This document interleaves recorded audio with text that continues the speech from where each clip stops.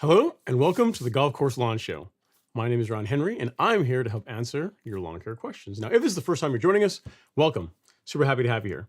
The way this works is really simple. On your screen, you will see a chat box. In that chat box, you can enter your question, concern, comment of the day, and I work through them in the order that they come in. Now, sometimes I have the answer, sometimes I do not, but either way, we have an awesome time talking about lawn care and sometimes life. Guys, so we're coming to you guys live on YouTube, but we've now restored our ability to stream on Twitter. So for the few of you that are also on Twitter as well, you can catch the stream live there. So you can get it on YouTube, on Instagram, on Facebook, and also now on Twitter. So however you want to consume it, whatever suits you best, you can be part of the show. And for those of you that don't know what the Twitter is for, X rather, is for the live stream, I'll share that because I know that's not something that you guys commonly use. In case you want to follow there, that's where you can do it. All right, so guys, we've had a cold snap, man. It's been some nippy weather here in the Southeast, over the entire country, really. But hopefully, once we get past this, we'll be in a much better position. What I want to chat about tonight is about creating a great lawn this season. So this really outlining the steps or things that you're going to want to do in the next 45 days. So throughout the rest of February, and then also getting through March, is what we're going to talk about tonight. And then I'm also going to talk about the fertilizer program that I'm going to start the season with. I've got some measuring cups here, so I'll show you like actual application rates, because some of you guys have been asking about that, like how much of each liquid to use. And so I'm going to try to do my best to try and make this work tonight. I've done some measuring ahead of time, so I think it'll work out. But if not, hopefully you guys will forgive me.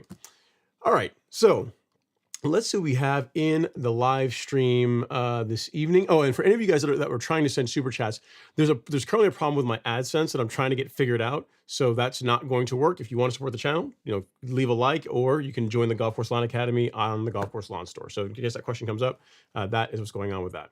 All right, so we got Jay Brooks starting out the show tonight. He says, "Good evening, all itching to drop the first fertilizer app. Yeah, man. I mean, it's going to be here soon. Don't you worry about Jay Brooks. It'll be here soon enough. I mean, March, at least in my area, is normally when we can get going. We'll see if the weather cooperates. All right, next up we got Cedric G says, Big Ron, I will pre-scout this weekend. It's go time, big guy. Like button already smashed. I like it. Yeah, so that's a good point. So if you're planning on scalping your lawn, so you have Bermuda grass, zoysia grass, one of the grasses that where scalping is really an option for you. Now's a good time of year to start looking into doing that. You know, as far as the talking points that we had tonight, one of the important things or things you can do to kind of get your lawns going for the season and kind of setting things off on the right tone is scalping it if you have Bermuda or zoysia, especially if you don't have access to either a turf rake or a verticutter to where you'll be able to thin the lawn out during the primary part of the season when it's really growing aggressively. You know, if you can clean things out now, you get rid of all that old debris, and you can help the lawn transition out of dormancy to green up a bit faster. So if you want your lawn to green up a little bit faster than your neighbors, as well as start out on a nice clean slate, scalping your lawn is an excellent decision. So yeah, thanks Cedric for bringing that up. It's an excellent point. You know, on the topic also of scalping, and because we can go into talking points now, is if you're planning on applying pre-emergent, which if you're in the Southeast, you should have already gotten yours out yet, but if you have not gotten it out yet, if you're planning on applying pre-emergent and you're going to apply a granular pre-emergent, I'm a fan of getting your scalping done prior to doing that. So get your scalping done before you put the granular pre-emergent out. Reason why is that depending on how thick your lawn is, depending on how thick it was when you left the season ended and how much it's grown over the late fall and early winter, it might be, the granules of the pre-emergent may have some difficulty, getting past that canopy and getting down into the soil. So if you're planning on scalping your lawn, to me, it makes a lot of sense to do so before you put out a granular pre-emergent, because that way you're going to avoid putting out pre-emergent and then going and scalping and taking some of the pre-emergent that you're trying to get in the soil out with your scalping job. So just a small tip. If you're using liquid pre-emergent or you're applying pre-emergent that's in a liquid form, it doesn't matter quite as much, but for granular, I'm a fan of scalping or at least thinning out the lawn a little bit before you do that, because the prill for granular pre-emergent for prodiamine dithiopyr, it tends to be a little bit larger. So, you just want to give it every opportunity to be able to get as much coverage as you can out of it. And scalping is a good way to do that. Something else that you should be doing this time of year. So we've covered pre-emergent and scalping. Those two are kind of go hand in hand. And again, scalping is really just for warm season grass and in particular Bermuda and zoysia. But if you've not done a soil test, it's a great time of year to do that. Reason being is one of the most common questions we get is, what fertilizer should I be using on my lawn? Like, what's the best fit? And it's really tough to answer that accurately without having the data that comes from a soil test, right? So it's, otherwise you're kind of guessing. Fertilizer is not cheap these days. So why not make sure that what you're putting out on your lawn is a good fit for your lawn by doing a soil test? I mean, the one that we use and recommend is the one from My Soil. You can get these on the Golf Course Lawn Store. They're not expensive, and you get the soil test, send the sample out. About a week later, you're going to get an email with all the data on your particular lawn, along with recommendations. And it's just a smart way to just get the season going, because then once you're feeding the lawn, you're feeding it exactly what it needs. Now, for my lawn, I can tell you, what I tend to open up the season with as far as a granular fertilizer is I like to use a higher potassium fertilizer. So there's one that we carry on the Golf Course Lawn Store, 12024. I can show you guys that right now. So this is going to be, if you're only doing granular, you're not doing a liquid option, this would be my season opener. I would use a granular biostimulant in the form of carbonized PNG, and then a higher potassium fertilizer, like what you're seeing here, 12024. That is going to be part of what I'm going to be starting the season out with. Reason being is as the lawn is transitioning out of dormancy and into green up, one, you don't want to be pushing a ton of growth, so like a high nitrogen fertilizer, or especially or fertilizer with fast release of nitrogen. You'd want to avoid that for starting out the season. And then having a fertilizer that's higher in potassium is good, because again, it helps the lawn as it transitions out of that cold weather and into the warmer temperatures as the lawn begins to green up. So again, if you're someone that's only doing, say you're like, what, liquids aren't for me, I'm not really, I'm not trying to party that hard yet, and I'm looking for just a good program just to kind of start things out, like this is really good. Carbonized PNG, a great biostimulant, and then a granular fertilizer. That's a good way to start the season.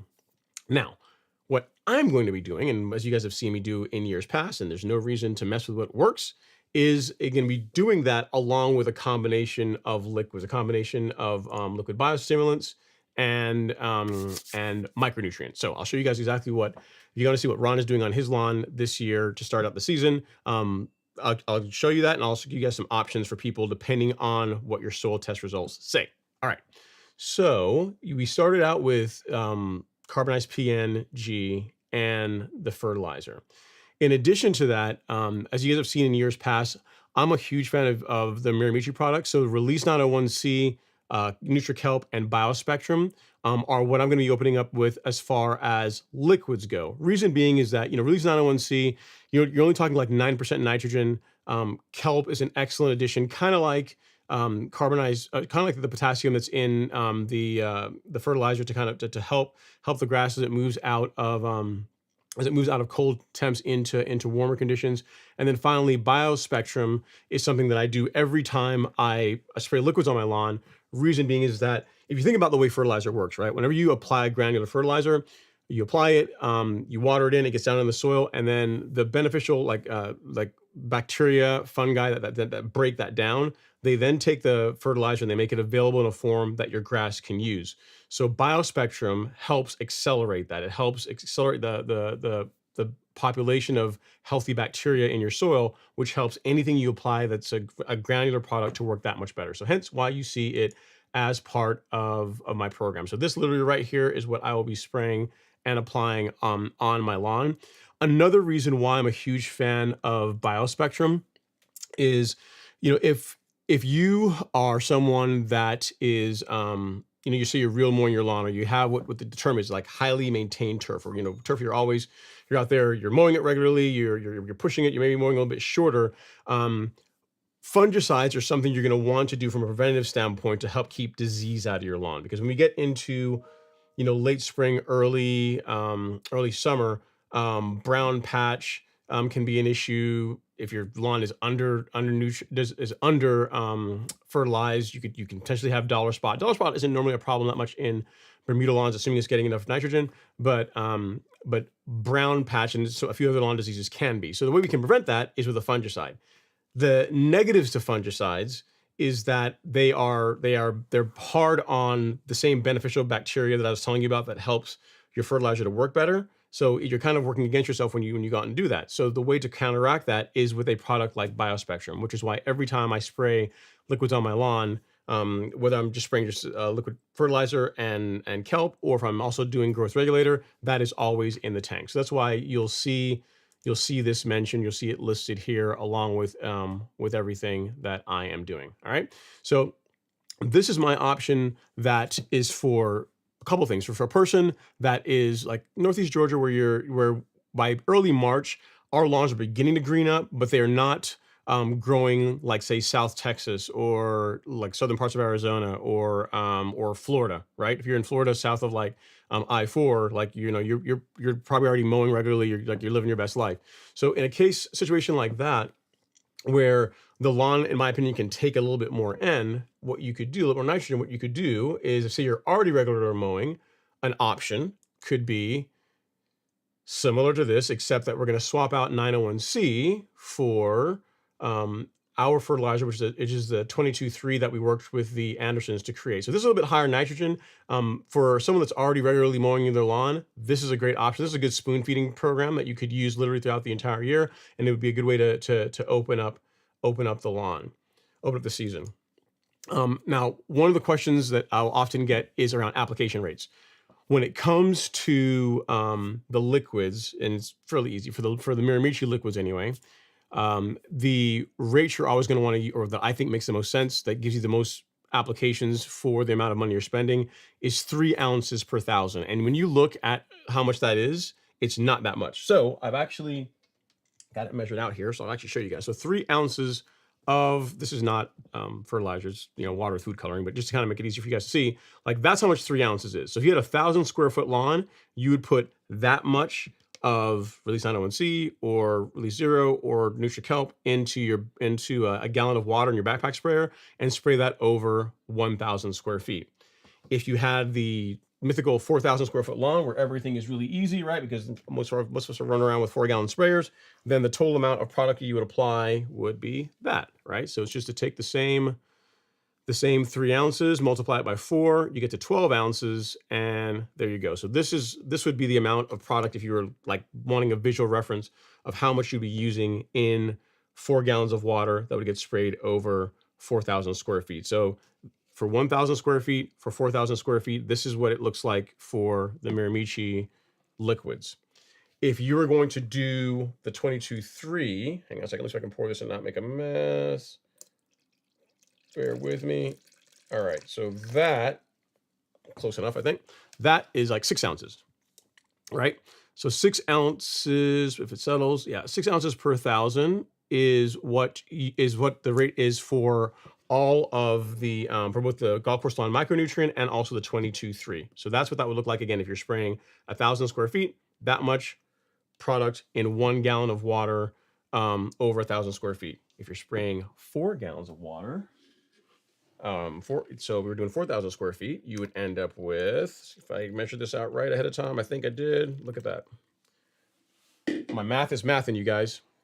So if you're spraying 4,000 square feet, again, 4-gallon backpack sprayer, 4 gallons of water, this is what you would end up with. So it looks, just from a visual reference, that's what you got. So 24 ounces of either micronutrient or the liquid fertilizer, that in 4 gallons of water over 4,000 square feet is what it would look like. So, and the thing is, these can be mixed, right? So if you're doing like what I'm doing, for example, right, when I'm doing 901C and NutriKelp, those all can go in the tank at the same time. It's like not like you have to mix one, spray it, and then mix the other one, spray it. Literally, everything can be combined together and sprayed all at once. So just to give you guys some visual references, I've gotten some questions around like how much product to use, and while I can say 3 ounces, sometimes it's easier to see how much that actually is. So hopefully that was useful for you guys. All right, let's jump into some questions, and as we go further in the show, I'll show you guys an option that you could use for people that your soil test says that you are low in phosphorus. So I'll show you that here in a little bit, but let's take some questions.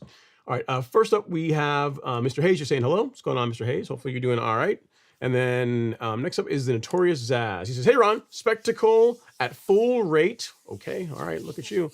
Was sprayed on 2-1. Thinking about core aerating and top dressing in the next 4 to 5 weeks. Would core aeration break the pre-emergent barrier and require a reapplication? Yeah, so as far as core aeration, yes, it is going to disturb the pre-emergent barrier. Is it going to do so to the point where you need to do another application? No. So I'll tell you, I get this question every year, and I'll tell you what I do and what I've observed, and also on the lawns that I work on, Alex's lawn and a few others.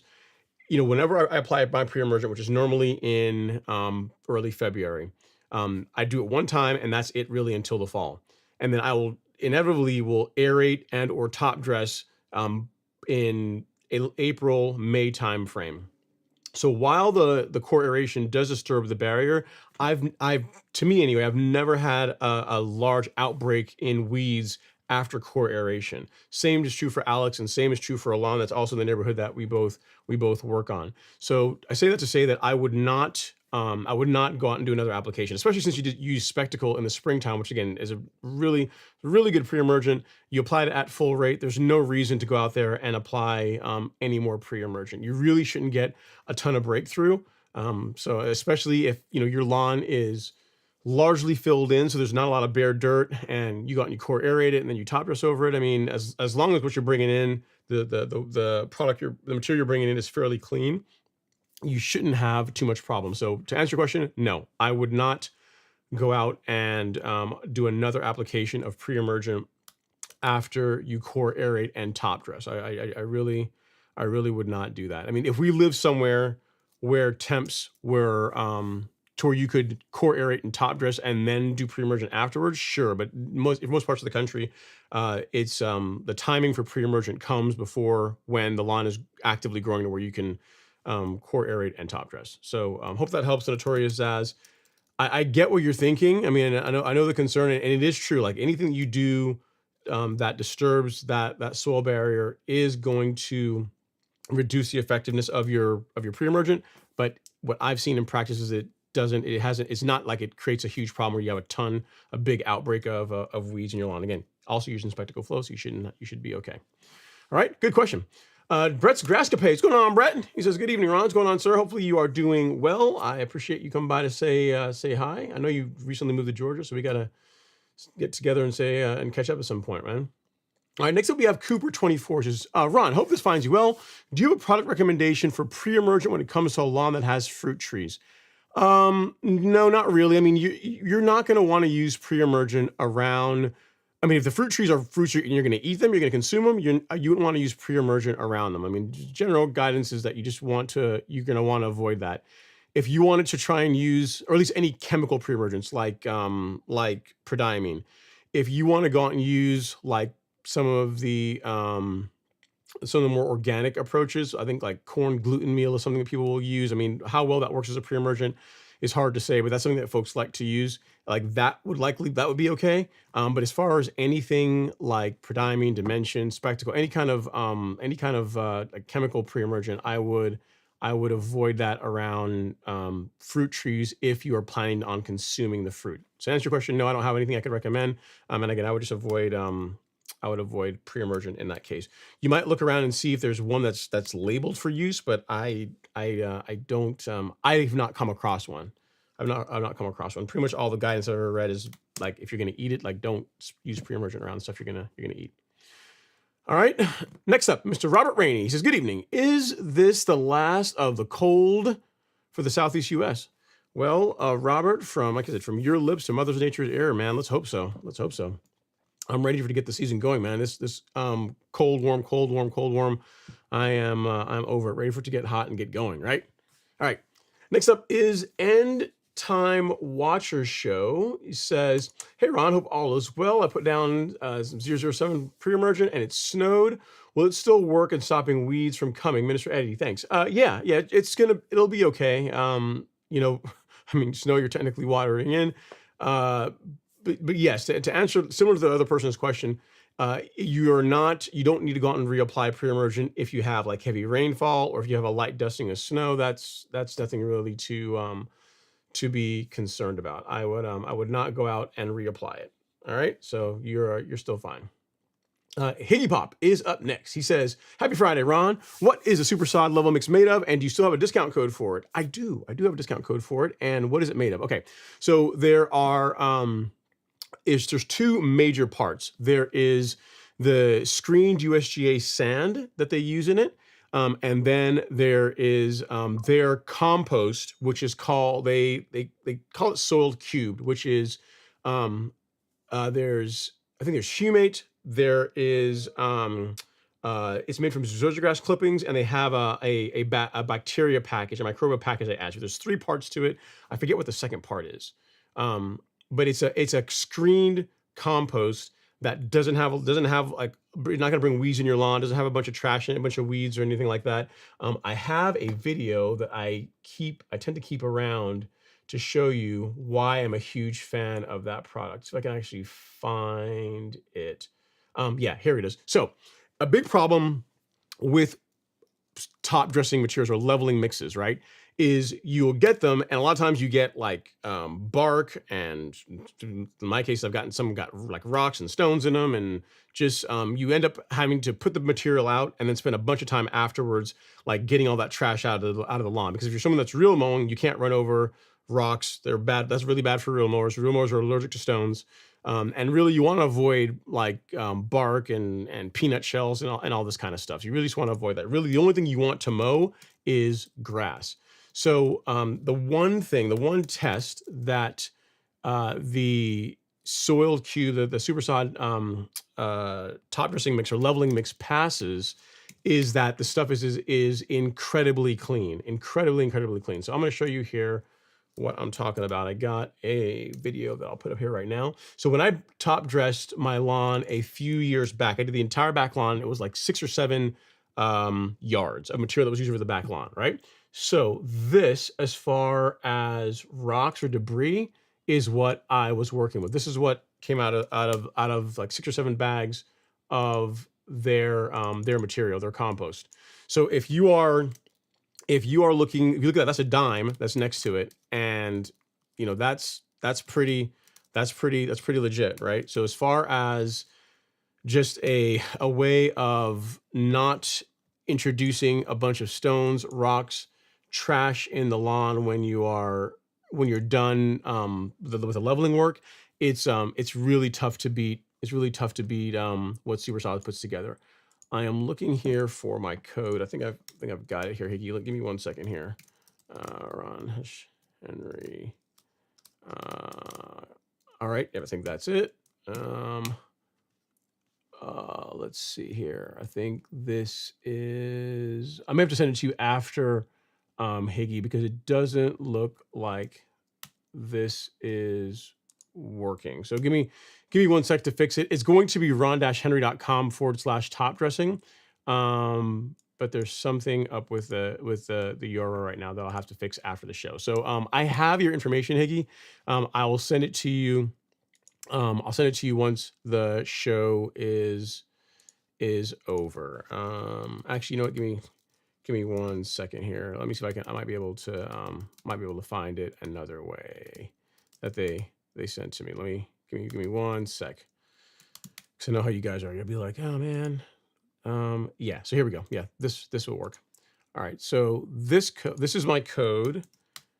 If you throw that in, you will get discount code for leveling mix. This guy right here. Yeah. So if you throw that in, Higgy, that will save you some. And if you need anything else, let me know. So yeah, so what it is, I think that's going to take, I'll tell you exactly what it is. It's, I think it's going to take another $10 off. Another $5 off of whatever their discounts are running. So right now, I think they're running an incentive where it's like $30 off. And if you use that code, it doesn't cost you anymore. It takes like another $5 off of it. So it just costs you nothing and it saves you a little more money. So use that if you are so interested. Really appreciate it, man. Thanks for the question. All right, next up, we have JP. He says, according to my research, my soil temp is 31 degrees, 7-day average. In that case, JP, it is too cold. You don't need to get your pre-emergent out just yet. You can give it a little bit more time, and maybe another 2-3 weeks from now, when things look hopefully start consistently warming up, you'll be good to get your pre-emergent out. So if your soil temps are in the mid 30s, or in the low 30s, then having to put pre-emergent out, that's still a bit early. Yeah. So really, when it comes to pre-emergent, the most accurate answer is whenever the average 5-day is in the low 50s. So high 40s to low 50s is when I like to get mine out. It's the video that I did earlier this week talking about pre-emergent. Like I had a soil thermometer in the plugged in the lawn. You saw it was like 52 degrees, which is like about perfect in my opinion, because you want it applied and in the soil before your average soil temps are in the mid 50s. So yeah. In your case, you got a little more time to wait. All right, next up we got Adam Starks. He says, hey Ron and lawn crew, my yard is a decent size, so I'm getting either a level lawn or top dressing to do it. Have you used any, and which is better, or another recommendation? Thanks. Okay, so if you're in Georgia, I guess you're talking about services. Like I have used Sandman top dressing. Richard, assuming he still does it, is who I've used. He's done a pretty good job for me. I also hear good things about Level Lawn. I've never worked with them before. But yeah, those two are the services that I'm aware of. There's probably more now, but when I was looking at doing this years and years ago, those were the two big names, and I imagine they're probably still around now. So either one of those would be a good bet. And I'm not Adam, I'm not blaming you, man. I mean, it's quite a bit of work to top dress your lawn. It's one of these things. Whenever you start out like a lawn leveling project, you're super excited because you're getting out there, your core area. You're like, all right, I'm gonna make this lawn awesome. I'm gonna make it all smooth. So I've got a golf course. It's gonna be great. And then you move all the material out, you put it out, and then the fun part comes, getting in there and working it all in. And depending on how big your lawn is, I mean, it's a lot of work. Imagine, what it's like. Imagine sweeping your entire lawn with a broom, but you're literally going back and forth. Imagine scrubbing your entire lawn with a broom. That's what it's kind of like, except that when you're like scrubbing the lawn, you're using a leveling rake, which is heavier than a broom, and you're moving sand or whatever your leveling material happens to be around. So it's quite a bit of work. And I don't blame you. I mean, if you wanted to, hire out to a service, it's not a bad plan. They tend to do all of it. They'll come out there, they'll aerate, they'll top dress. Sometimes they'll even put a little fertilizer for you while they're doing it, and you just sit back there with a lemonade and just watch it happen. So it's definitely an approach to take. All right, next up we have True Gator Fan. He says, happy Friday, Ron. Did separate soil tests for my front and backyards. Haven't been doing much on the back, so I may have different programs. Patiently waiting on the results to get the party started. Great question. True Gator Fan. I like that, especially since, to your point, you've neglected the back lawn. It's probably going to have a different nutrient requirement than the front, maybe not. And on that note, one of the things that I spoke about as far as different options, right, for feeding your lawn, we started with the 901C, that the 901C program. Then I showed the 22-3 program. But now, what if you have a soil test that comes back? Say True Gator Fan, you get your soil test back, right? And they say, hey, True Gator Fan, you need phosphorus. You need some phosphorus in your life to help bring those nutrient levels up to where they need to be. So then an option for that would be something like this. So you'd swap out the 12024 for 14714 because it has phosphorus in it.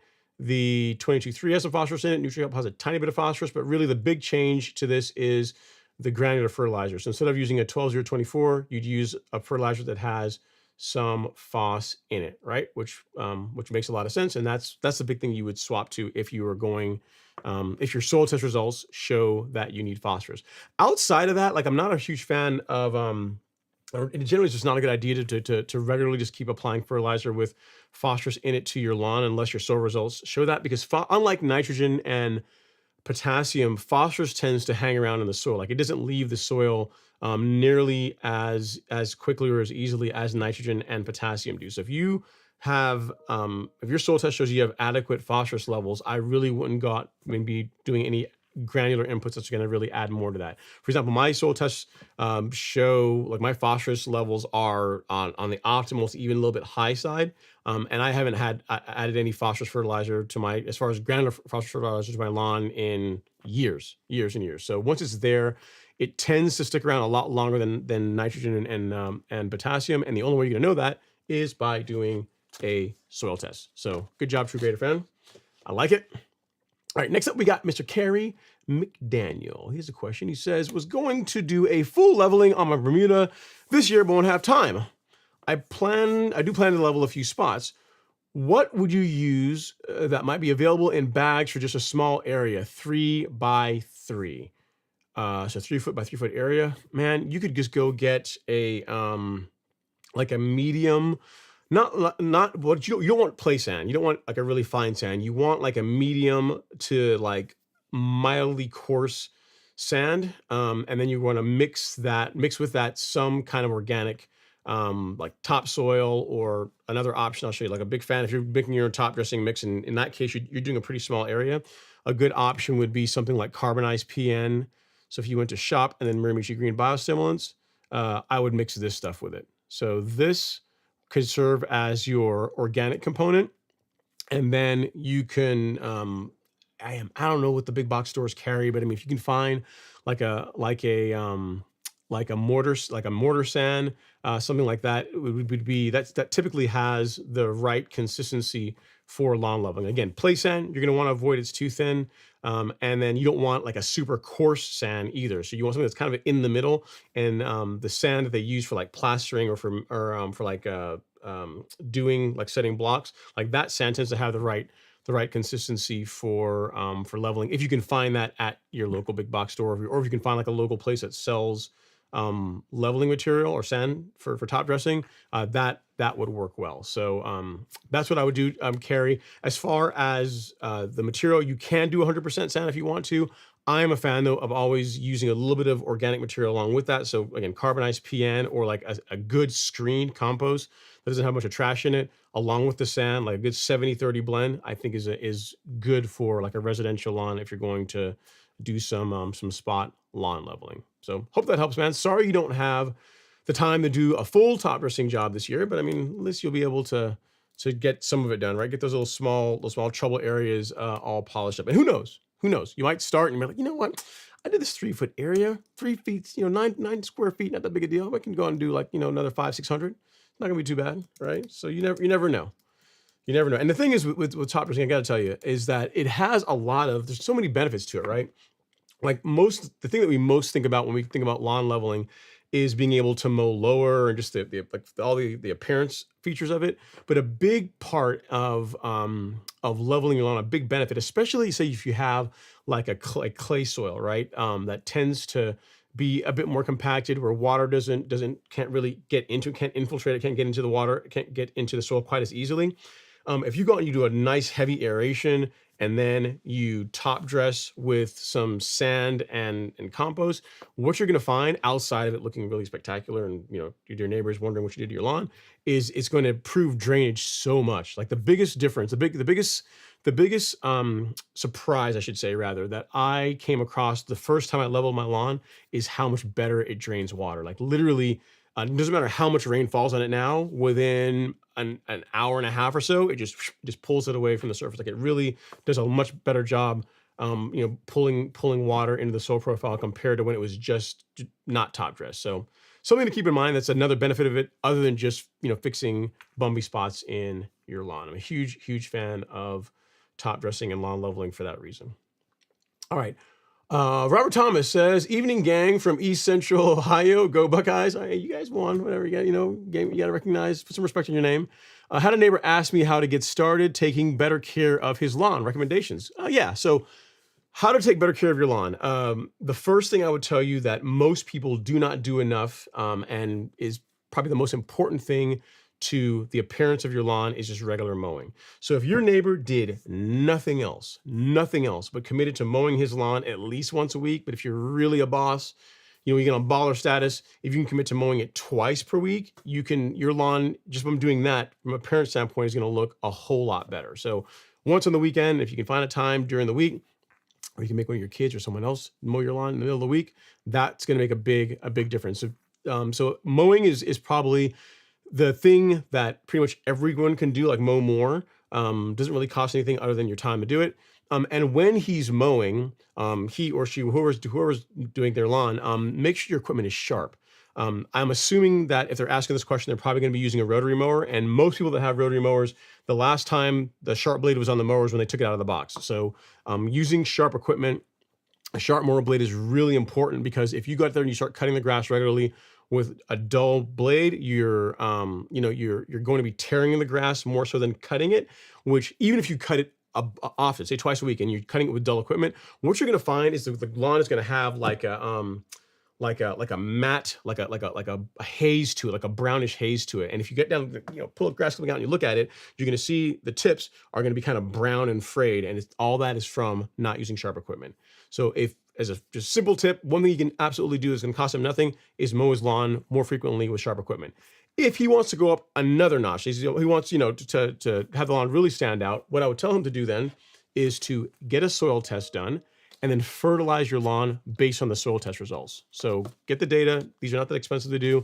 And then feed your lawn, fertilize your lawn based on the soil, the data that comes from your soil test. I'm a big fan of, if you're going to just do only granular, doing a granular biostimulant, like I'll show you, like this, like doing like carbonized PNG, and also doing like a fertilizer. Like you take that fertilizer that I have there, you can pull that out and just insert whatever your soil test says you need, right? Like that's a very basic program coupled with regular mowing that's going to produce a pretty good result. Now, once he gets into it and he really starts like loving the way it looks, and he says, "Hey, I want to take it up a notch," because this is what always happens, right? It's like a gateway. You start a little bit and it seems kind of cool, and you want to get it better and better and better. You want the green to be better. You don't want too much growth. You want to start using growth regulator, all this kind of stuff. That's when you can start introducing liquids to the program.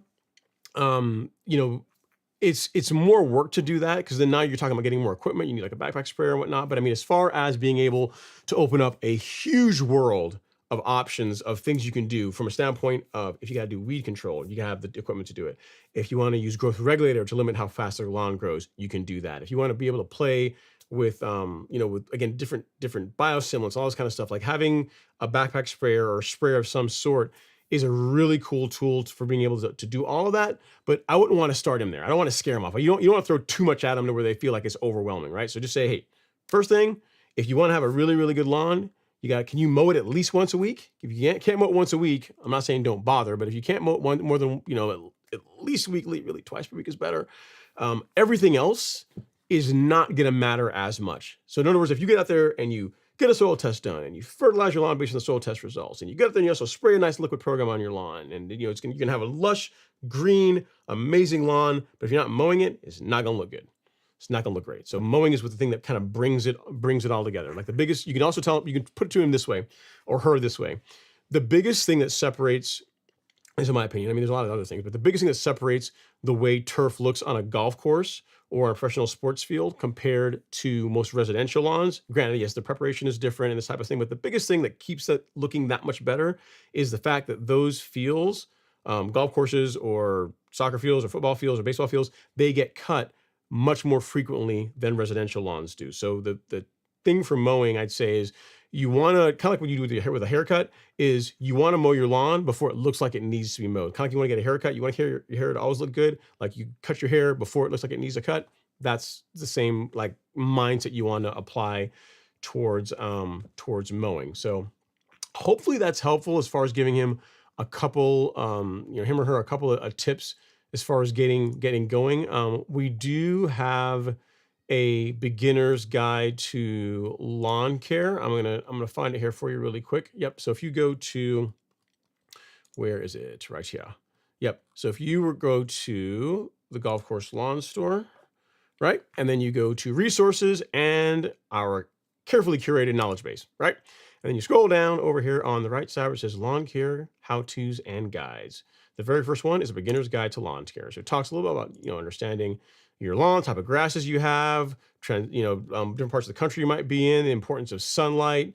Gives you a little discussion about soil pH, why that's important, why most people don't think about it, but why it's important to know. Talks about core aeration. Pretty much, as he reads through this, they're gonna have a pretty good starting point as far as the things you need to know as far as to get a great lawn. Essential lawn care practices. What's the first thing I list? I didn't say fertilizer. The first thing, look here in 3. What's the first thing it shows? Mowing. Mowing. It's really important, right? Talks about different mowing heights, the 1/3 rule. Some Q&A throughout here, how to water your lawn, all this jazz, all this stuff, all for free, that you can check out, and you can pass his or her way to get them started on their lawn care journey. But just kind of give them feelers. Just say, listen, if you want your lawn to look really good, you're gonna have to mow it. You have to commit to mowing it regularly. If you're not gonna do that, it's going to be a challenge. So if you can kind of talk to them that way, that'd be good. But then this is the guide. If you want to have the direct link to it, that's the beginner's guide to lawn care that we did a while back, and feel free to share that with them and anyone else you think could benefit. So hope that helps. Hope I didn't throw too much at you, but it's really the thing about getting a great lawn. It's not really hard. It really isn't hard. People make it a lot harder than it needs to be. Probably the most important thing is consistency. So like when I talk about mowing a couple times a week, that's like consistency, right? All the other stuff doesn't really matter if you're not doing that. So like, yes, you can do like what I do, like a spoon feeding program, and use growth regulators. And that's how you can get like a top 1% lawn. Like if you want a grass that looks fake, to where people look at it and they're like saying, it's insane how this looks like it, to where when your neighbor's walking by, they ask you what kind of grass it is. And it's the same kind of grass they have, but it's getting a lot more love. Like you can get to that point where you want to do that. But if you just want a lawn that looks really good and looks better than the rest of the lawns in your street, a good nutrient program, good fertilizer, and just mow it regularly, and you're gonna be better than most people. So hope that helps, Robert. Need anything else, let me know. Stephen Thompson's up next. He says, catching the stream on my 10-month-old daughter. Nice. Gonna be an interesting season for me with the kiddo. Happy Friday. Congrats on the little girl. So you're a girl dad. Nice. Congrats on that. May the force be with you there. I think girls are more expensive than boys. So there's that, but you got a while to go on that one. So enjoy her, and it's good. You raise her up right. She's learning about lawn care, taking care of the grass, or learning about consistency, the importance of that kind of stuff. So, you're raising her up right, Steve, and you're already off to a good start. I like it. All right. Next up, we got DB. DB says, in a new property in Central Texas, and I think I have centipede turf, you think. Okay, we want to confirm that, but okay. There are several ant hills and clover weeds. When do I treat for weeds, and when do I treat for ants? 3,000 square feet in total. Okay, so for weed, here's the thing. So to know which herbicide you can use safely on centipede DB, you're really going to want to know what kind of, want to confirm that it is centipede. So if you are, I'll put it this way, if you're certain that it is warm season grass, so it's like Bermuda, St. Augustine, centipede, zoysia, it's one of those, it's not cool season grass, we're certain about that, then and you're certain it's not Bahia grass. So that's an important one. You're certain that of the warm season grasses, it's not Bahia, which it probably isn't because you're in Central Texas. Kind of unlikely to have Bahia in Central Texas. So if it is in fact centipede or one of the other grasses that I mentioned, a relatively safe choice would be Celsius. So as far as controlling clover, I'll show you really quick here. If you go to the golf course lawn store, if you go to shop and then weed killer, Celsius is my go-to for broadleaf control in warm season turf grass. Great product. You can use it over a broad temperature range. So like if you're trying to control, say, a henbit or clover or any weed that's actively growing, it's a great choice for that. Or if you want to use it in the summertime, then it's also good in that regard too, because there's not really any label temperature restrictions with Celsius. So as far as herbicides go, you are much less likely to discolor your lawn or damage your lawn using this compared to say like a three-way when temperatures are a lot hotter. So this is what I would lean you to for controlling weeds based on what you're describing. Now, as far as ants, it depends what kind of ants you have. So if it's fire ants, there is a product called from Syngenta with that. As far as my favorite fire ant product is going to be this guy. Actually, let me make sure I'm not missing here. I'm going to get you squared away. So this is the herbicide, first of all. So before I forget and go off and forget to get you squared away on this. Okay, so Celsius is there. Okay, so for controlling fire ants, what I'm a fan of is this, which is Advion fire ant bait. This stuff, I learned about it in like 2017, 2018, and I've never gone to anything else. This stuff is incredible for controlling fire ants. But the thing is, it's designed for fire ants. If you don't have fire ants in your lawn, and this is something that it's kind of a branding thing with Syngenta, I'm not sure why they do it this way. There is another insecticide that that Syngenta makes, also called Advion, that is not fire ant bait. So there's just regular Advion. There's Advion fire ant bait, which you can see here. That's what this one is. It's got fire ant bait right there. Or there's also Advion, just the insecticide, which will control the ants that are not fire ants. So knowing what kind of ants you have is going to be important to know. There's probably some other insecticides you can use. I'm not sure bifenthrin will do, if it'll do ants or it'll do the ones that you have. So you may have to look at the label for that. But I'm a fan of this. If it's fire ants, Advion would be my fan. What would be, I would go with Advion fire ant bait. And if it's not fire ants, then just the regular Advion insecticide is what you're going to want to go with. So so hopefully that helps. And as far as when you treat for weeds, the answer to that is whenever the weed is actively growing is when you can control it. So for example, if you had say henbit in your lawn, or it's like you may have some clover in your lawn this time of year, right? And those weeds are actively growing, meaning they're getting bigger and bigger. They're a phase where they're actively growing.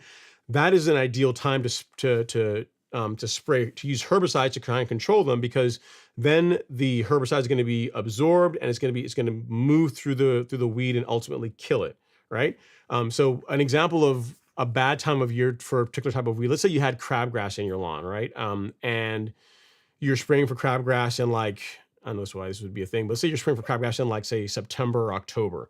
It's a lot more difficult to control it then, because crabgrass is like a warm season weed, right? It grows when temperatures are hotter. And even though there still might be some then, it's not growing nearly as aggressively. So if you are going to control it, it's going to take a lot longer to die off. In your case, the weeds you're talking about are ones that will grow when temperatures are cooler. So you could do it now. So I say all this to say you could do it now.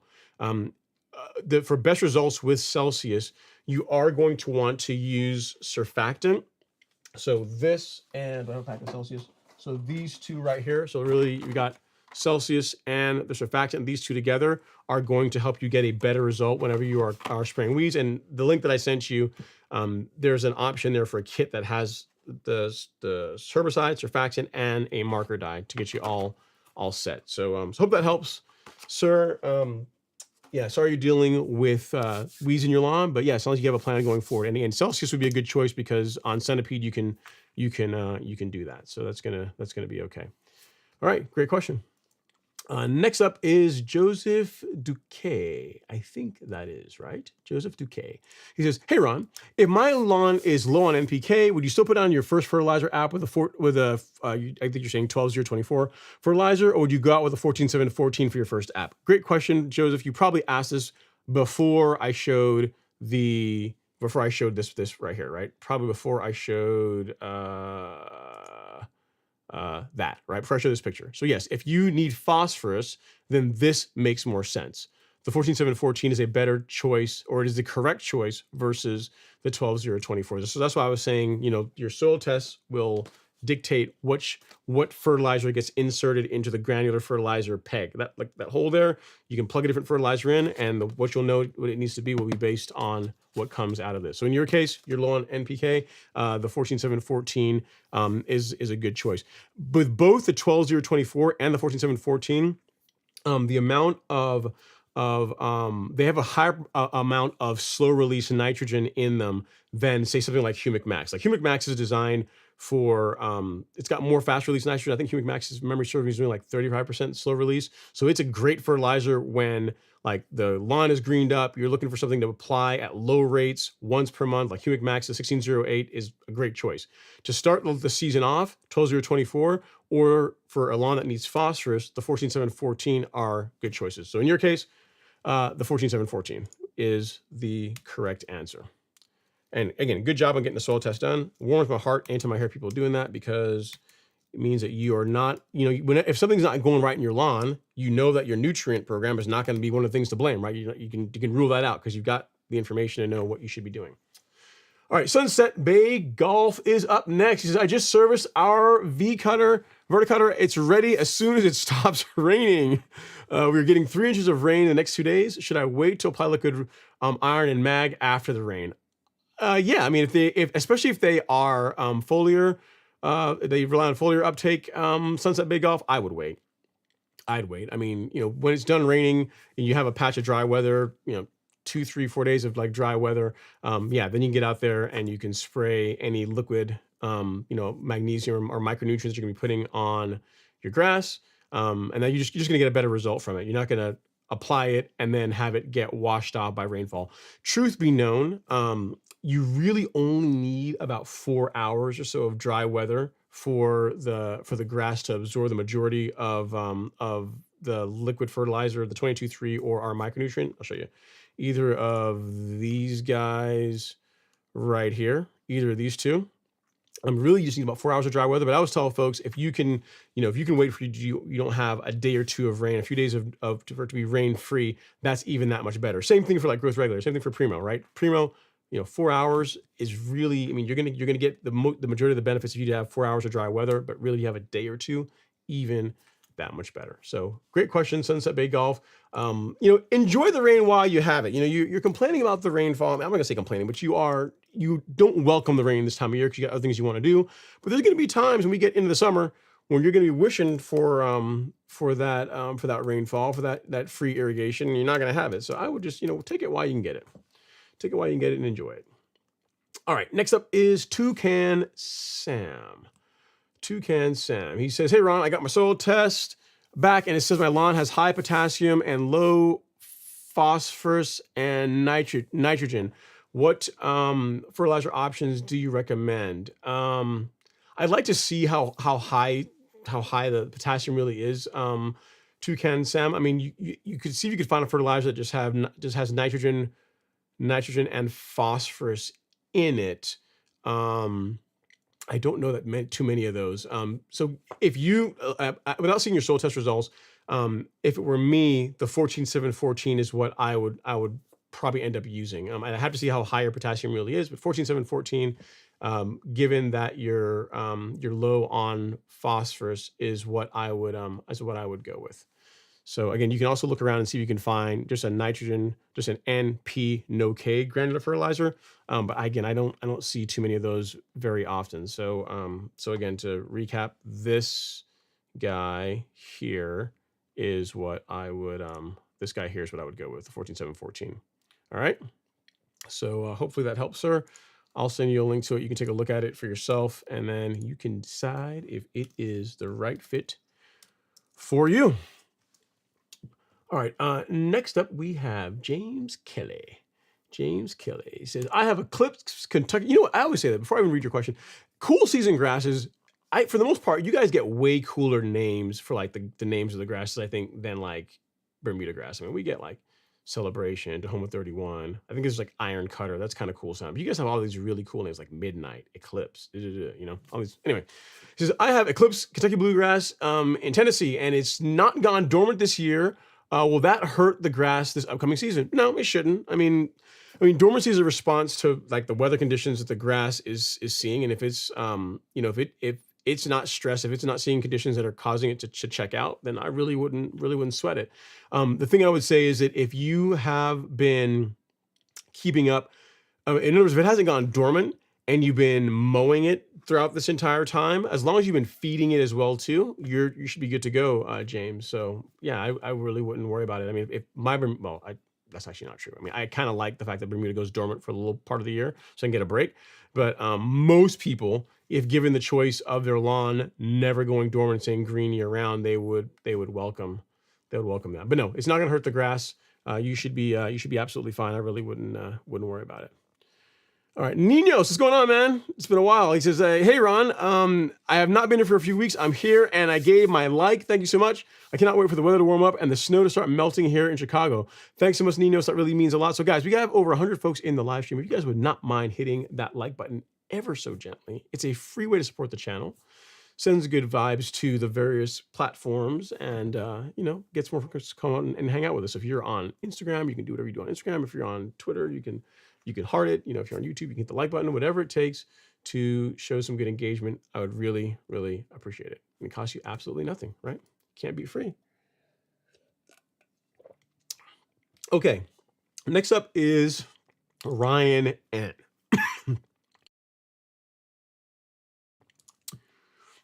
Ryan N. He says, hey, Ron, what Bermuda grass do you recommend for a lot of dog traffic? I want to replace backyard Bahia with Bermuda, Central Florida. Small fenced-in backyard that gets shaded from the house in the evening. We were doing so well. We were doing so well until that last part of the question, because really, any of them are going to recover relatively well from where. I mean, there are limits to traffic, but I mean, any Bermuda grass, you know, your Tiff Tough 419, Tahoma, any of them are going to do fairly well as far as where it goes, because that's what they're used on sports fields, right? Because for the most part, Bermuda can take a lot of wear and recover quickly from it.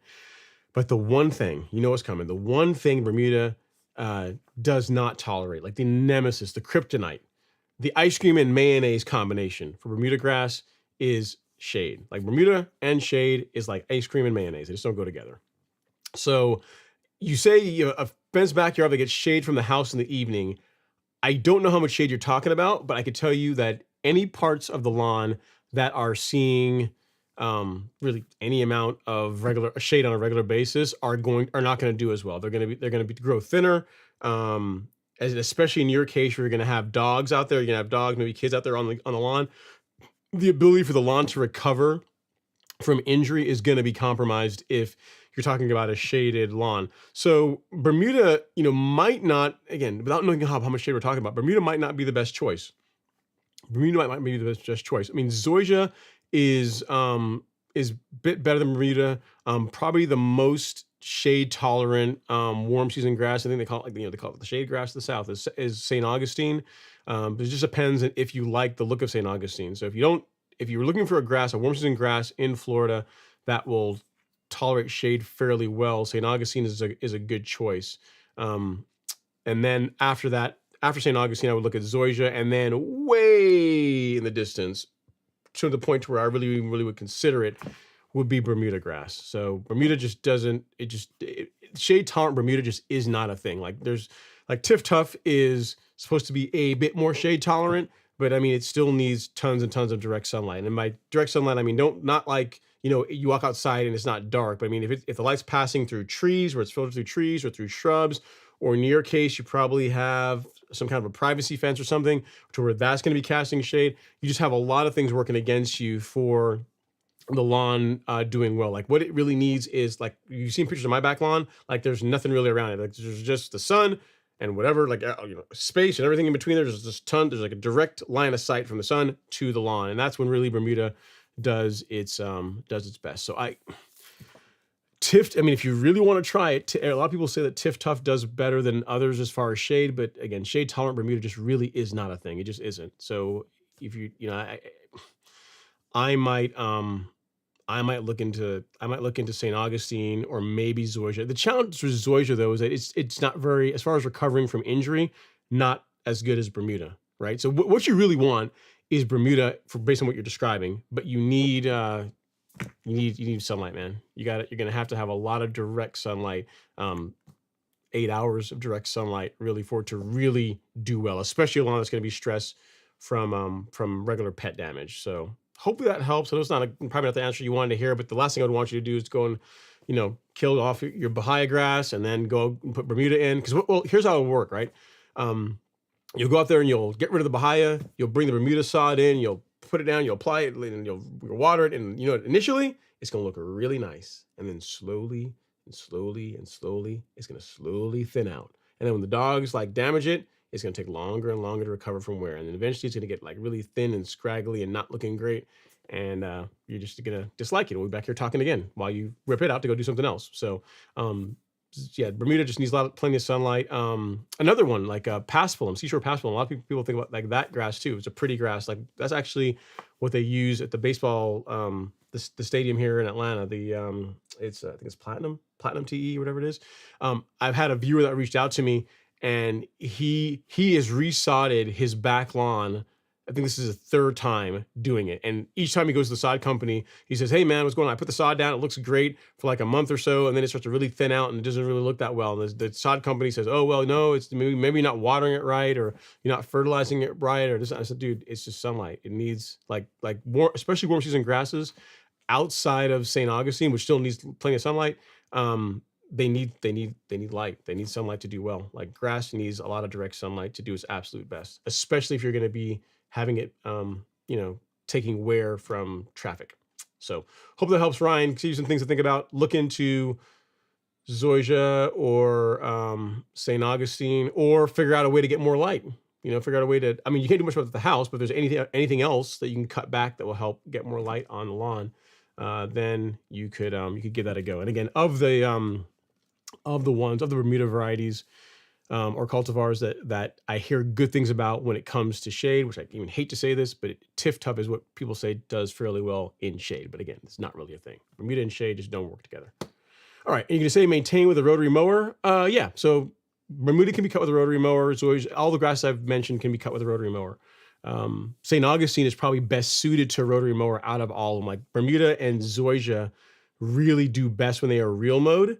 When they're cut, like when they're maintained at an inch or so or less. Bermuda especially, you cut it short, it does really well. But I mean, that's a bigger time commitment and a more expensive machine, and you may not want to do all that. So maybe St. Augustine is the way for you, man.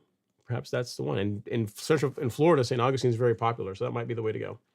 All right, Andre Taylor's up next this evening, all. Happy Friday. What's going on, Andre? Hopefully you're doing well, sir. Thank you so much for taking some time to stop by and say hello. He says, "Hey Ron, can you substitute carbonized PNG for Carbon Pro G?" Yeah, you can. I mean, the formulations are slightly different, but they're both made by Miramichi Green. If you've got a way to get Carbon Pro G nearby, and you want to go for that, then that would be absolutely fine. I mean, I'm a big fan of granular biostimulants, regardless of which one you use. I mean, carbonized PNG is obviously the one that I use. But if you like, the Andersons makes one, like you're saying, Lesco makes one. Just big thing is there's so many benefits to adding that to your fertilization program that just, regardless of which one you use, it's just important that you use one of them. In my opinion, there's tons of benefits to it. Okay, and James Kelly says, "I could have used that code 4 days ago. I am sorry, James. There it is. It's there now. So sorry, but you got it now in case you need it." All right. The next up is Joseph Kim. He says, "I sprayed prodiamine 65 water dispersible granule, watered it in about a quarter inch. 3 hours later, I received an unexpected heavy rain where there was water pooling about for a few hours. Did the pre-emergent wash away? Unlikely. You're probably just fine. I really be too concerned about it, Joseph. My lawn, I think I've shown you, you guys have seen videos of it where sometimes the back lawn, we get like crazy heavy rain and the back lawn turns into a swimming pool for a few hours, then it drains. That happens several times throughout the spring and occasionally during the summer. And I don't really have a bunch of problems with any kind of weed breakthrough in my lawn. And literally, I'll tell you, like, unlike some of you guys, I literally put out pre-emergent one time in the springtime. Like I put it out, right, it's already gone out in February, and that's going to be it until September. So like late August, early September timeframe. And that's worked well for me for a number of years. There's folks in the Golf Course Lawn Academy that do the same thing, and they also get great results with it. So, you know, you're going to be fine. As long as you applied it at the correct rates, it obviously got watered in really well, you're going to be okay, Joseph. I really wouldn't worry about it. I know a lot of folks are concerned about that. But you're going to be fine. There's as long as the big thing is, as long as you applied it at the correct rates, no need for concern. All right.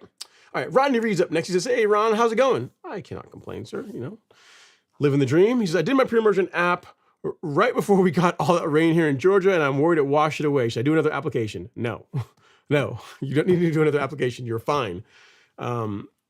Like rainfall after pre-emergent is a good thing. Even if you have, you know, an inch, 2 inches of rainfall after pre-emergent, it's going to be just fine. You know, there's a viewer that he's a musician. Is probably 2-3 years ago. He was so concerned about this. Right? So he did granular pre-emergent, and his front lawn is like a slope, right? Kind of like my front lawn is sloped, but even more so, even a steeper slope than mine. He put out granular prodiamine, you know, yellow pellets, and he said, "Man, we got like 3 inches of rain. There's no way. It's all gone. It's all washed out. I should go do another app." And I kept telling him, "Dude, do not go out and reapply it. You're going to be fine." So he said, "Well, how will I know?" I said, let's just look at this. Okay, so you've got a really steep lawn, right? You're concerned about it being washed away. Go to the bottom of your lawn. So if this is your lawn, go to the other camera. If this is your lawn, if you had several inches of rainfall, you put your granular pre-emergent out, and you're thinking, "Oh no, it's all gone, all got washed away." If you go to the bottom of the lawn, right down here, you should see like a bunch of yellow, right? You should see like big clumps or a concentration of yellow because all the prodiamine ended up down here. And he went and looked, and there was nothing. It was all looked like the rest of the lawn did. So I mean, if you got like a flood, like a monsoon, where you had like 2 feet of water and the entire lawn was like soaked in a bunch of erosion, then yeah, you're probably gonna have a problem with your pre-emergent. But then you got other issues too. But like 2-3 inches of rain, nothing to be concerned about. Nothing to worry about. It is. I would rather you have a good heavy rainfall after you apply pre-emergent than you just, you put it out, maybe you do like a quarter of an inch of irrigation. Like I'd rather have a good heavy rain after applying pre-emergent, frankly, than just like a really light irrigation to put it into the soil. So hope that helps, Rodney. Great question. Do not go reapply pre-emergent. You do not need to. I am fairly certain that you're going to be just fine. Just fine. No need to get out there and do it again. As long as you apply it at the right rates, should be good to go. All right, next up is CPIMS. Colin's in the live stream. He says, "What's happening, Ron? Hope your Friday has been well. Tuning in for some good turf talk." Yeah, man, I'm gonna do my best. It's been all right. This week has had some challenges, but overall, I'm doing okay, man. There's always something in life. So, but I am doing all right. I am well. Okay, Alex Ristano has entered the live stream. His question is, "Do you think it's bad to use a high lift blade on Bermuda? I use an Ego mower at 1 inch, and people say the high lift cuts better than the mulching blade. Wonder if it would lift runners and thin the turf." I kind of doubt it, Alex, but I mean, you can run it and try it. I mean, here's the thing. It's not like, the good thing is this, right? It's Bermuda. So it's not like if you go out there and you run a high lift blade on a Bermuda lawn, that one time you're gonna permanently damage the grass. It's never gonna recover. Your lawn's gonna need therapy and all this kind of stuff. It's probably, highly unlikely you're gonna do anything that's gonna cause any permanent damage the first time. I'd be shocked if a mower blade is gonna be strong enough to like pull up, tack down stolons all throughout the lawn. I mean, that really shouldn't be an issue.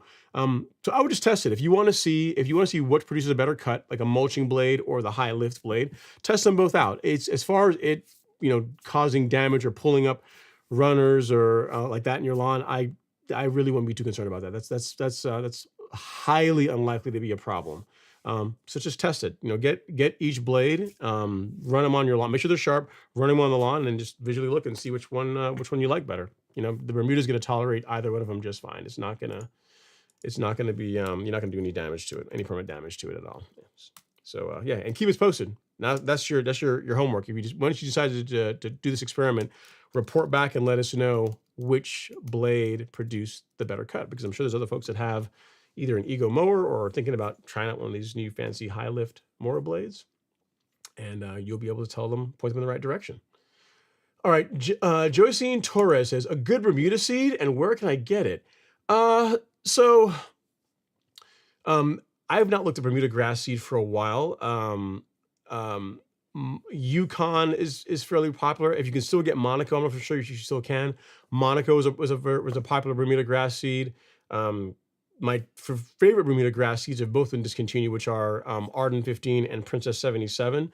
So if you were going to look for one, here's what I would do, Josine. If you're going to go the route of establishing a Bermuda lawn from grass seed, reach out to the folks at Hancock Turf or Hancock Seed. Hancock Seed. I think they're in Florida. I think they're in Lakeland. I can look them up here and I can give you the URL. But look them up. They tend to have a pretty good variety of grass seed. I used to get grass seed, I would get it from them. Yeah, Hancock Seed Company. I'm not affiliated with them in any way, but I've worked with them in the past to get grass seed for my lawn, and it's always been great stuff. So if you are looking for some options for Bermuda, they can get you squared away. I'm looking here really quickly and see what they have for Bermuda grass seed. Actually, I can send you a link directly to it. Let's see here. So they still have Arden 15 on the website, even though it's been sold out forever. Looks like they have their own grass seed. They got La Prima, they got Yukon, they got a few other ones. All right, so here you go. So here's a link to not just their website, but also to their Bermuda grass seed section. And now that I've answered your question, I'm gonna try and talk you off the ledge as far as trying to establish a lawn from seed. So while you can do that, I'm not sure what your project is. Hopefully you're not overseeding, but let's say you are starting with a bare lawn and you said, you know what, I'm gonna go the grass seed route. Establishing a Bermuda lawn from grass seed is more work than most people think. They look at the cost of a bag of grass seed and they say, oh, you know what, grass seed, this is cheaper than doing sod. Yes and no. From a standpoint of just buying the seed, it can be less expensive than sod. But when you factor in that your preparation for both sod and grass seed, it needs to be really good. But for grass seed, it's really got to be on point.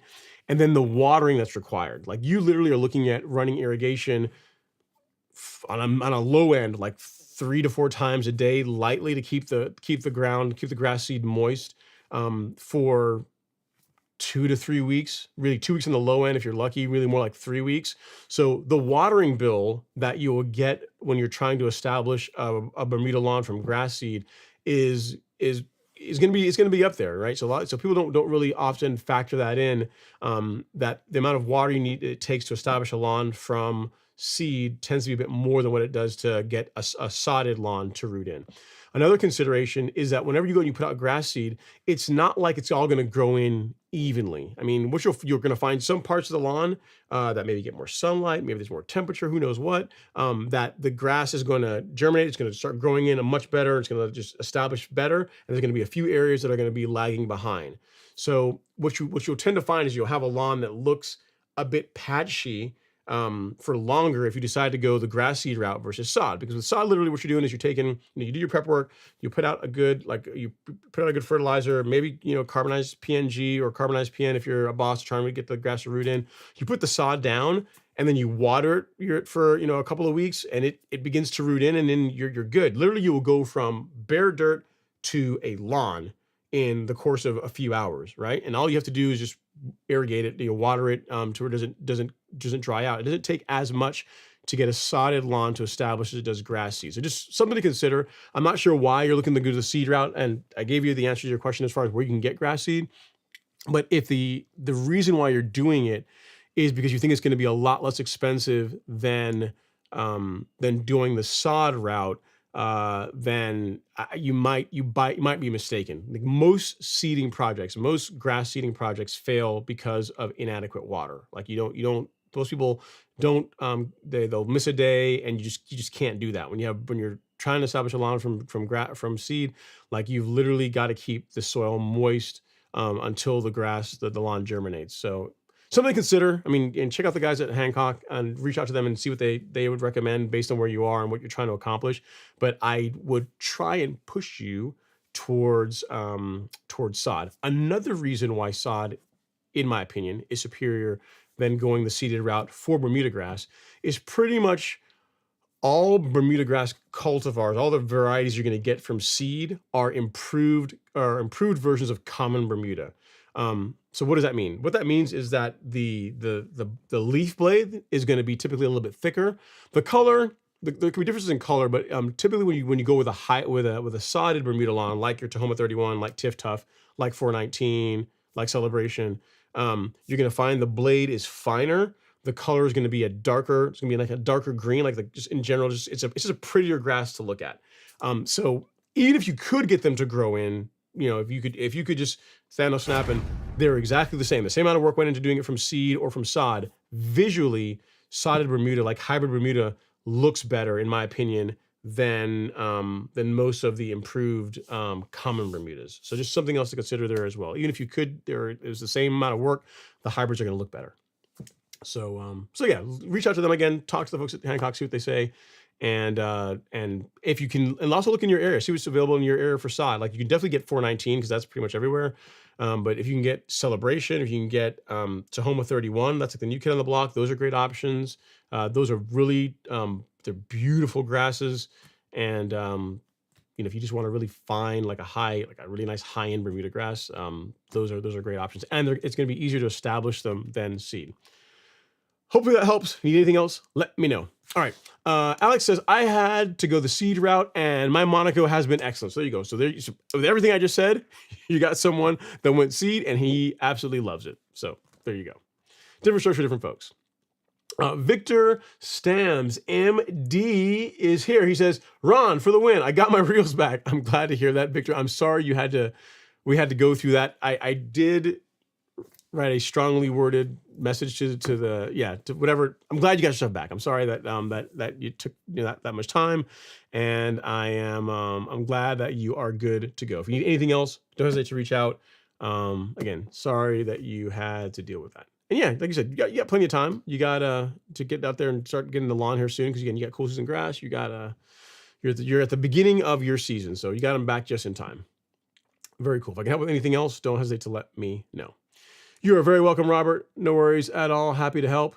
And then Soju for all says, how often do you conduct a soil test? With your fertilization schedule every 4 to 6 weeks, is it based on soil test results? Great question. So if I could I'll tell you, Soju, the quick answer to your question is at least once per year, preferably in the springtime. If you wanted to really go above and beyond, you would test in the spring and then test in the fall when you're pretty much done with fertilizing the lawn for the season. Reason being is this. The spring soil test, the one that you do around this time of year, lets you know what the condition of the soil is from a nutrient standpoint. So you can use that data to decide what is my fertilization program going to be like for the growing season, right? So it kind of gives you the data to be able to choose your fertilizer for this season. The fall soil test, if your goal was to try and build up nutrient levels in the soil, so you're trying to correct like a phosphorus deficiency or whatever, at the end of the season, you can do a soil test then, and you can see how everything you did over the season, like how that is being reflected in the soil test data. Now, that's not always the best way to necessarily to determine the effectiveness of a program, because there are some, for example, if you have really sandy soil, like sandy soils, just by the way they are, they don't hold on to nutrients nearly as well as say a clay soil does. But outside of measuring the benefits of your nutrient program over the year, a big reason to soil test in the fall is to see where your soil pH is, because that takes a while to adjust. So say if in the fall you get to the end of the season, you see that, hey, my soil is trending more acidic, right? To where I need a lime application. If you learn that in say October, November, that's really good to know, because that gives you plenty of time to apply your lime, water it in, and give that lime adequate time to react with the soil, so that by the time springtime rolls around, you're in a good spot again to hit the ground running again. So to answer your question, twice per year is what I would recommend, spring and fall. Now, having said that, how many times have I ever done a soil test in a year? I've done it as many as 4 times because there's in 2021, I think it was, I wanted to see just track nutrient levels, how it was changing in the soil throughout the entire season. So I did, as far as what your question, as far as when you would, with my fertilization schedule of every 4 to 6 weeks, when would I do a soil test, is before the next time I'm going to fertilize. So a good example is in May, the year when I did like 4 soil tests, I wanted to see where my nutrient levels were in the middle of the season, and before my June fertilization, so at the end of May, right before, I pulled cores and sent those in, got my soil test results, and then I fertilized the lawn after that. And then in the fall when I tested again, you could literally see the difference, the movement in my soil pH. That's what I was looking at in the summertime, between that May June soil test and then the September October soil test when I did it again. So that was just me playing with I also want to see, hey, how much does the soil really change throughout the season? Like how much does pH move? How much do nutrient levels really fluctuate throughout the season as you're feeding the lawn? So that's the one year I did that. I wouldn't recommend that there's no reason to do that many tests really. Once the beginning of the season, one at the end of the season is going to be fine. You're going to want to, if you decide you want to test mid-season, you're going to want to have as much time as you can between the last time you did a granular fertilizer input and when you're pulling the cores for your soil test. So 4 weeks is the minimum that I would do between a granular input and then pulling cores to get your soil sampled. So hope that helps. Great question, Soju. And if you need anything else, do let me know. It's a good question. I wonder if I can show you guys that. I think I can probably show you guys a soil test so I can show you exactly what I'm talking about. If I can log in here, this will work. I think so. Will this let me in? Yep, cool. All right, yep. So I'm going to show you, because I think it's been a while. I think it was 2021 or 2022. Let's see, compare results. I think it was this one and this one. Yeah, I think it was those two. Compare selected samples. I'll know when I look at it. Yeah, perfect. Yep. So if you look here at my soil test results, you can see these are from the summer. These are from 2021. So the dark blue was my soil test results. Was a soil course pulled like right before June. You can see that it was like the end of May, right? 5/28. And the thing I was looking at is, you see where my soil pH is right here? This is where I was in end of May, early June. And then if you look on my channel, there's a video that I filmed and put out around the same time about doing a lime application that time of year to try and raise my soil pH. And the next test that I did in the fall, which was in October, you can see the movement, right? So between June to October, you can see the difference in movement between these samples. Again, it was just something cool as far as something just to play with, just to see how I did more of an experiment to see how the soil is changing, but not necessary you don't need to do that. Like I would say, test in the spring. If you're only going to do one, test at the beginning of the season, and if you can, the end of the season, and then that's it. Call it good. Okay.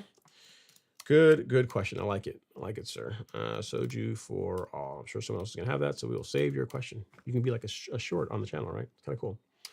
All right, next up is Robert. He says, also to your point on scaring folks off about using backpack sprayers, I've had a backpack sprayer for a year now, and it's still in the box.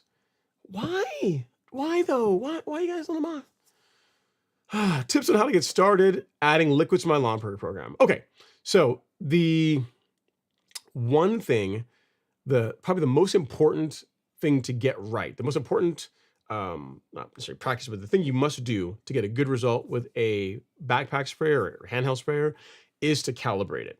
And while that sounds really fancy and really complicated, all it is, right, is you want to know at a given pressure setting, I'm not sure which sprayer you have, but at a given setting or a flow rate setting on your sprayer, how long does it take your particular sprayer to output 1 gallon of water?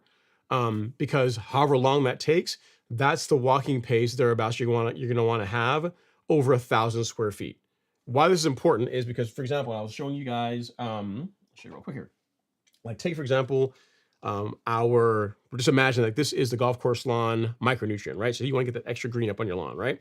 So this would be 6 ounces of liquid fertilizer, and this is the appropriate amount to be applied over 1,000 square feet. So the question is, like, how do I know, how do I know that I'm putting this much, 6 ounces in a gallon of water over 1,000 square feet? The way to do that again is by calibrating your sprayer. So I've got a video that walks through doing that. The way I do it is one way. There's tons of different ways to calibrate your sprayer. There's some really simple math involved in doing it, but pretty much you time how long it takes your sprayer with the nozzle, the spray tip you're going to be using, to output a certain amount of water in a given period of time, and then do some quick math, and it lets you know what your walking pace needs to be to output a gallon of water over 1,000 square feet. So it sounds complicated, but after you do it the first time, you're going to be good to go. It sounds more complicated than it really is. Let me see if I can find that video.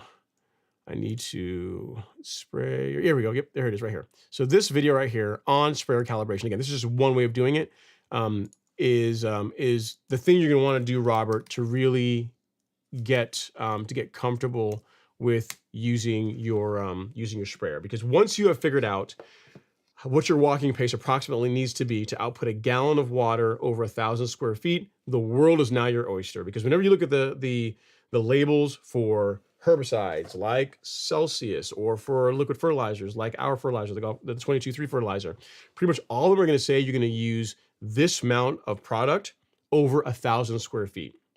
So the thing to keep in mind when you're for spraying liquids on your lawn is like the commonly used dilution rate for products that are going to be sprayed and this allowed to dry on your lawn. So for example, like our liquid fertilizers, plant growth regulators, most post-emergent herbicides, like they're designed to be sprayed on, like, say, the weed you're trying to control and allowed to dry.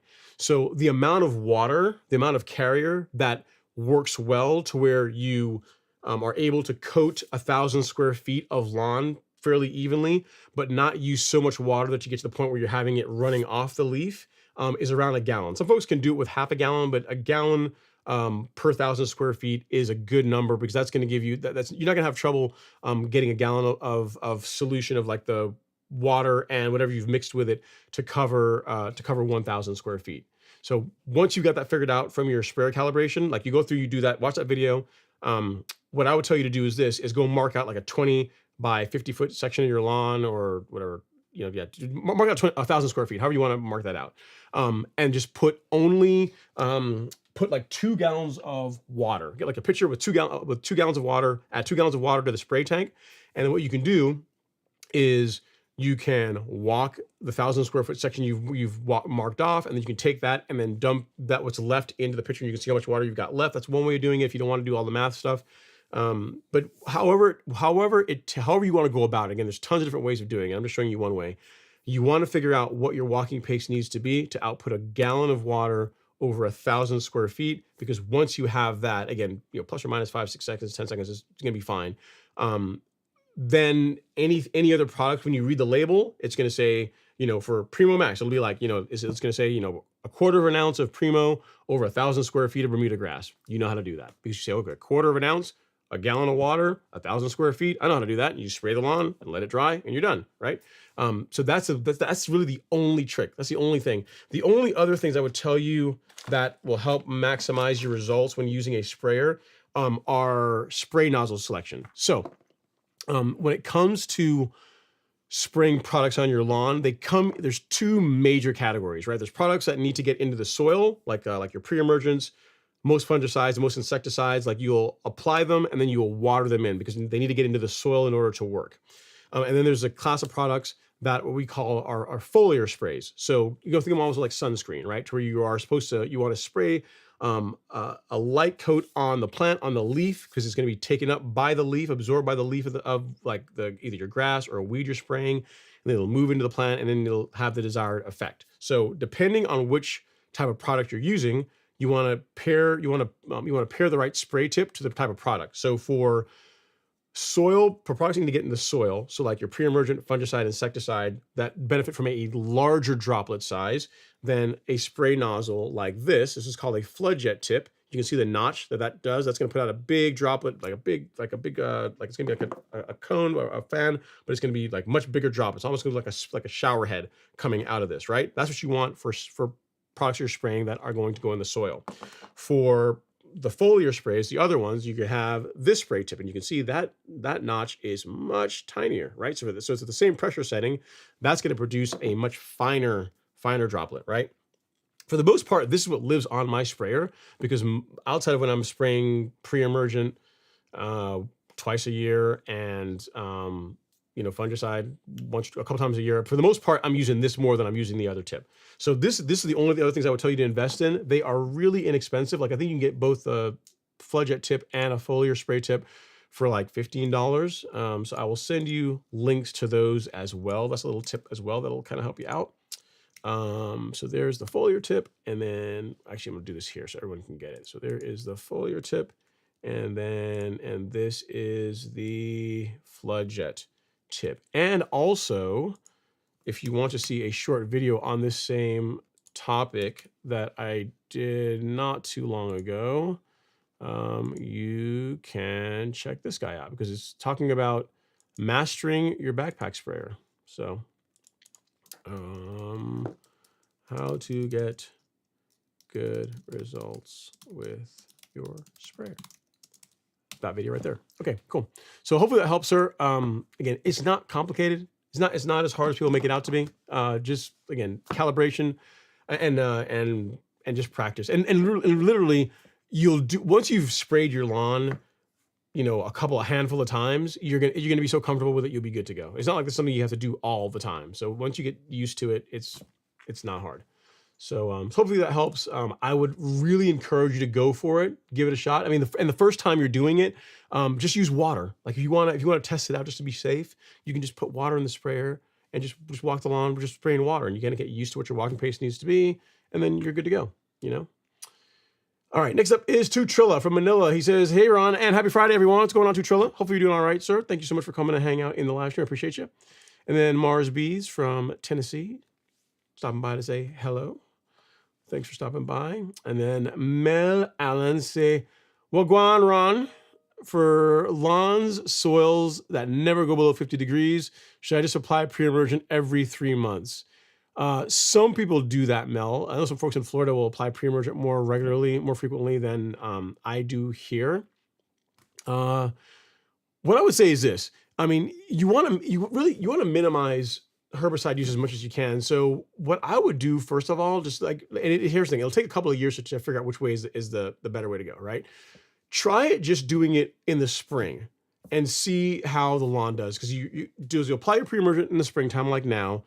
Make sure you're feeding the lawn properly, you're mowing it properly, like you're doing all the things to where the pre-emergent is going to keep the weeds at bay for the most part, and then your regular mowing is going to grow a really thick and healthy stand of turf grass to where it's going to make it a lot more difficult for weeds to even become a problem. They're not going to be able to establish because the grass is going to outcompete them.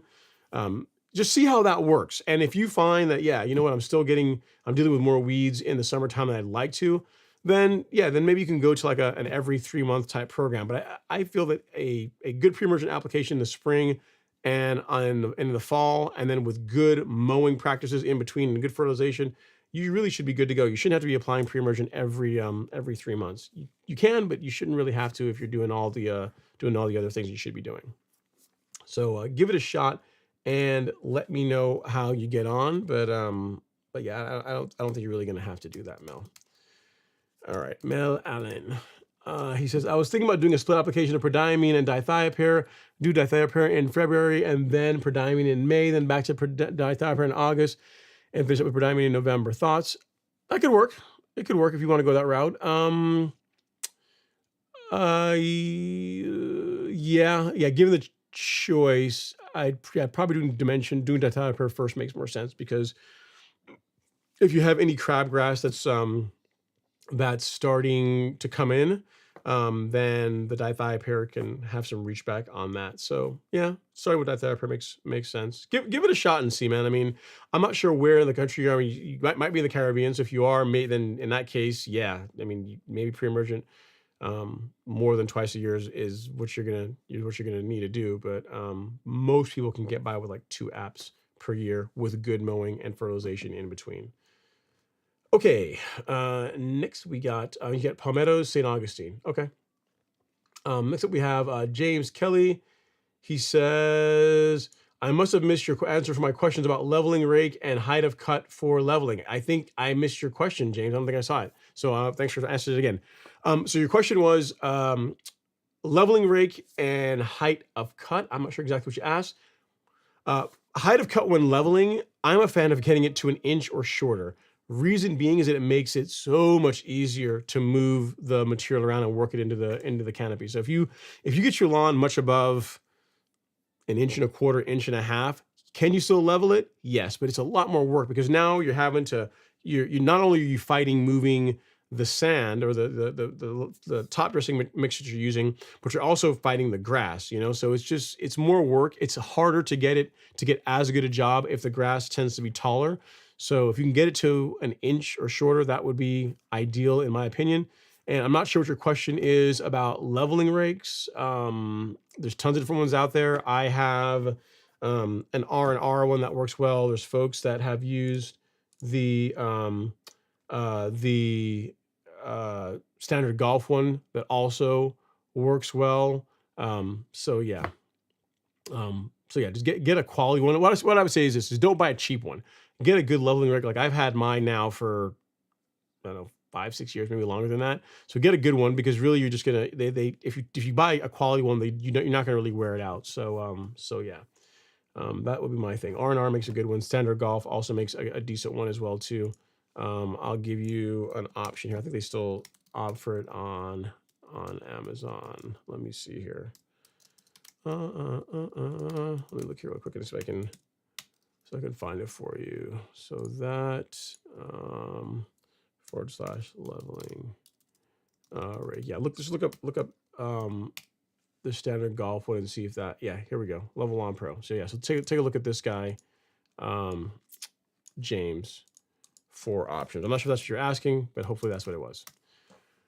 Okay, next we have Colin C. Pims. He says, I'm going to try out some Carbon Pro G this year for the game plan for the lawn. Sounds like a good idea, Colin. I like it. And then next up is David Baldwin. He says, hey, Ron, my local Dallas-Fort Worth big box store has only a power rake available for rental here. Okay. That's cool. So yeah, so if you want to use a power rake as a means to help thin out the lawn, so I see what you're talking about. Like I've seen like slit seeders being offered that you can use. Like a slit seeder, you can set it up and use it for verticutting. You just have to be careful to set it up to where it's not like, being too aggressive. I've never seen the power rakes that the big box stores have to know like how much adjustments you have with them. The thing I would tell you is that you're just not going to want to set it up to where it's too aggressive. You don't want, if it's in other words, when you run a turf rake on the lawn, if you're seeing like grooves being carved in the soil by it, then it's too aggressive. You want it, 2 to 4 millimeters above the surface, especially if you're doing something like Bermuda. That's how you can get away with turf raking Bermuda or scarifying Bermuda by not being too aggressive and keeping it 2 to 4 millimeters above the surface. You're going to find that you're going to get the benefits as far as getting all the debris out of the lawn without unnecessarily stressing it. Same thing with verticutting. So hopefully that helps, David. I'm not sure exactly what the question was, but those are just some things to keep in mind if you decide to go and rent that piece of equipment. Let's see here. And then Colin says, also another vote for sod over seed any day of the week. Grass seed is a headache. Been there, done that. We'll always stick with sod. So there you go. You got another vote. Someone voting for grass, for sodding instead of seeding. Let's see here. He says, Soju says, I have yard drains and plan on leveling my yard in May. I'm concerned that the sand is going to erode the drain. The drains are kind of lower than they should be. Okay, so that's a fair concern, Soju, but really the sand really shouldn't move around if you do it the way I would recommend, which is when you're putting down your material, your top dressing, your leveling material, keep to 1/4 to 1/2 inch on the high end as far as how much material you put down. If you do that, the grass is going to do a really good job holding the material in place. So even when you get rainfall, you shouldn't have a lot of it, running into the drains and causing a bunch of wear. So that's the benefit of not going too heavy with your top dressing. You really shouldn't have too many issues with erosion if you are just careful to not go crazy heavy with your leveling mix. As far as like the number or a good ratio is 1 cubic yard of leveling mix per 1,000 square feet is a good ratio for leveling your lawn. Like that tends to work well, where you get good coverage, but not so heavy that you create problems with the material moving around if you happen to get heavy rainfall after you're done with the lawn leveling. All right, Warrior One has a question. He says, when can I scarify and dethatch Bermuda? Okay, so by scarifying, turf raking Bermuda, when it's actively growing, you can do that. If you want to use a turf rake as part of like just debris cleanup after scalping or verticutting, that also can work well. As far as dethatching, I'm not really a huge fan of dethatching Bermuda because I don't think that most Bermuda lawns really need it. Like if you have a lawn that's been neglected for 5-10 years, like you're moving into a lawn that's just never been worked on, there's a ton of thatch that's there, and it just really needs a heavy duty reset.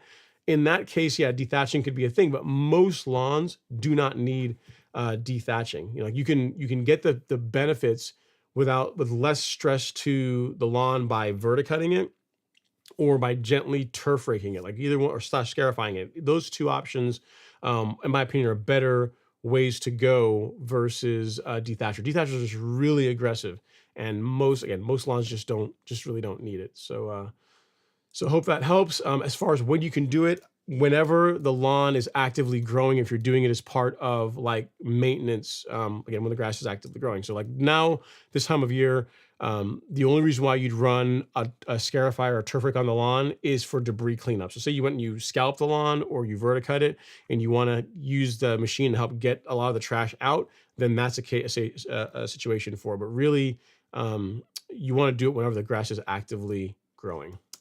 And I would not use a dethatcher on Bermuda. And most people just don't need it. So hope that helps, sir. Next up, we got Emmanuel Jacobs.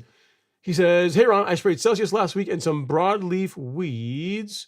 How long should I wait before I mow over the weeds with a bagger? Yeah, so if you allow the herbicide to sit on the weeds for 2 to 3 days, if you want to mow after that, you're going to be fine. By then, the herbicide should have began moving through the plant. So if you cut the lawn a few days after spraying, 3 days or so out, 2 to 3 days after you've sprayed it, you should be good to go. And then, yeah, bagging it up is a good idea, especially if the weeds that you are spraying were big enough where they started flowering. They went to start putting out seed heads. In that case, yeah, you're definitely gonna want to bag the stuff that comes out of it, because you don't want to mulch it and be throwing garbage all around the lawn. So that's just another consideration. So yeah, good question, sir. Next up, we have David. Okay, David Baldwin. I think I already read this. He says, so power rake is available. Is that too aggressive compared to a turf rake for rental and for general manual maintenance? I'm not sure what the machine that they have for rental is like. In like most things, David, is in how you set it up. If the machine can be adjusted to where the spring-loaded fingers stay above the soil level, then yeah, you should be able to use that on Bermuda without too much trouble. If it can't be to where it's definitely going to get past the grass and it's going to be like carving channels in the soil, then I wouldn't do that. It's just a lot more unnecessary wear and tear and stress on the lawn than is necessary. In that case, I would just stick with verticutting. I would just verticut it. All right, Joel Hernandez is up next. He says, happy Friday, Ron. Picked up a used Sterling 43 for $1,000 this past weekend. Oh, that's cool. Bad thing, my house burned down, so I won't be back home for 4 months. Put down my pre-emergent, though. Okay.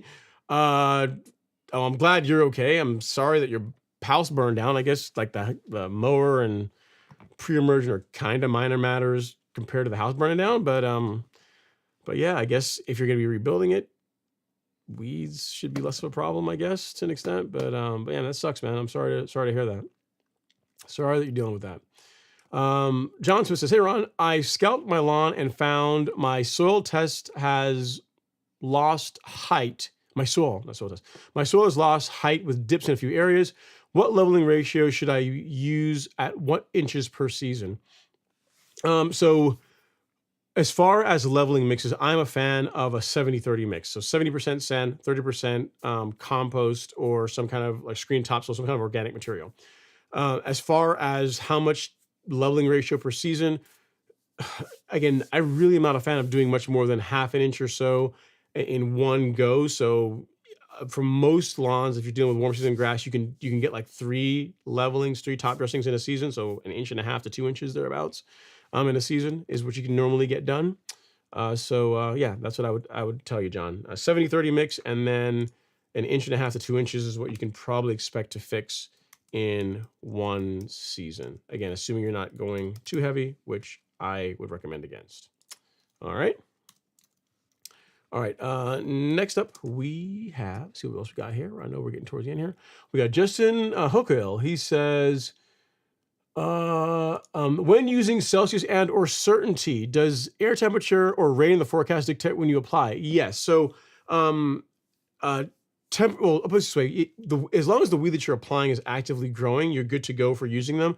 I really wouldn't be spraying if if you're down in the 40s. I probably wouldn't use Celsius or certainty. So if you're dealing with cool season weeds, temps are in the mid 40s, 50s.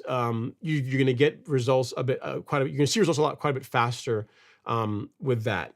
As far as rain, yeah. So you don't want to apply those herbicides, and if it's going to rain like an hour later, that's not going to be good. Ideally, if you have, you need at least really 4 hours of dry weather. But for best results, if you can apply them and then you have a full day and there's no rain, that's going to be even better.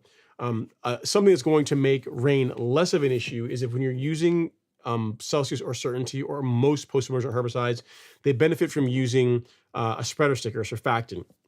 This helps the herbicide to more evenly coat the leaf of the plant, the weed you're targeting, and it also helps it adhere to it. So as far as it just having multiple benefits like better uptake, and then also helps it not help you not lose much of it.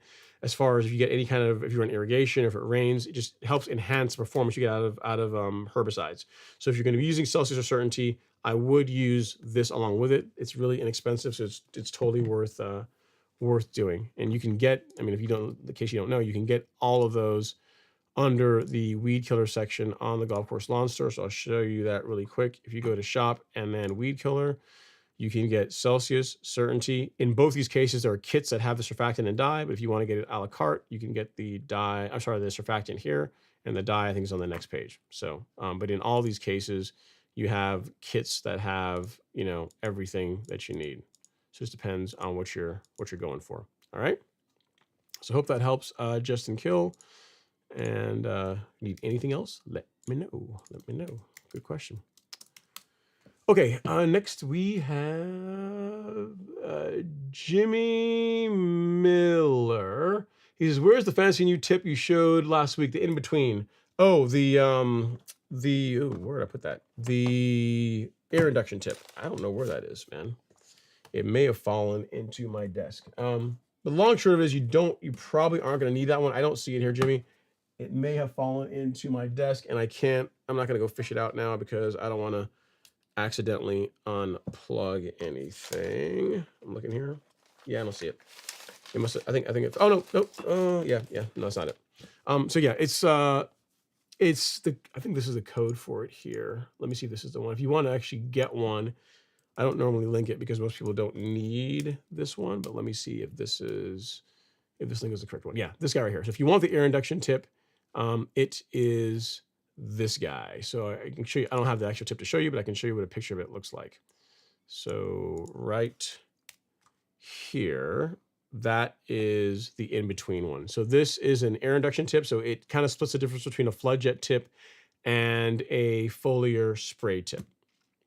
So that's, and this is one that I rarely use. I don't ever use that one really on my lawn, which is why you don't see me talking about it. But if you're one of these folks where you're just like, I gotta have it, I gotta have one, you can find it right here. So here you go, Jimmy. There you go. As far as this, is where you can pick up a an air induction spray tip if that's what you are after, if that's your thing. All right. Okay. Next up, we have Lance F. He says for backpack spares. Yeah. He says, Ron, your super chat is not coming up. Yeah. Lance. There's a problem right now with my my AdSense account on YouTube. I'm working with them to try and get it fixed. We'll see if it gets fixed. But in the meantime, if you want to support the channel instead of like super chatting, I mean, you can buy something on the Golf Course Lawn Store, or if you're not a member of the Golf Course Lawn Academy, you can join that. Like that's another way to directly support the live stream and support the store if you want. But again, if there's something you need, fertilizer, pre-emergent, whatever, you can get those on the store. That's another way to help support the channel as well. I'll see if it gets fixed. I've already got like a ticket open with them, so we'll see what comes back. Right? Kind of stinks, but it is what it is. But I'm still here. I'm not going anywhere. I'm still going to be doing the live streams and helping you guys out as much as I can. All right. Next up is Monaco or Yukon Bermuda seed. Your thoughts? I don't have any direct experience with either of them. And there are viewers in here that have, one of the guys that have been here was just talking has Monaco and likes it.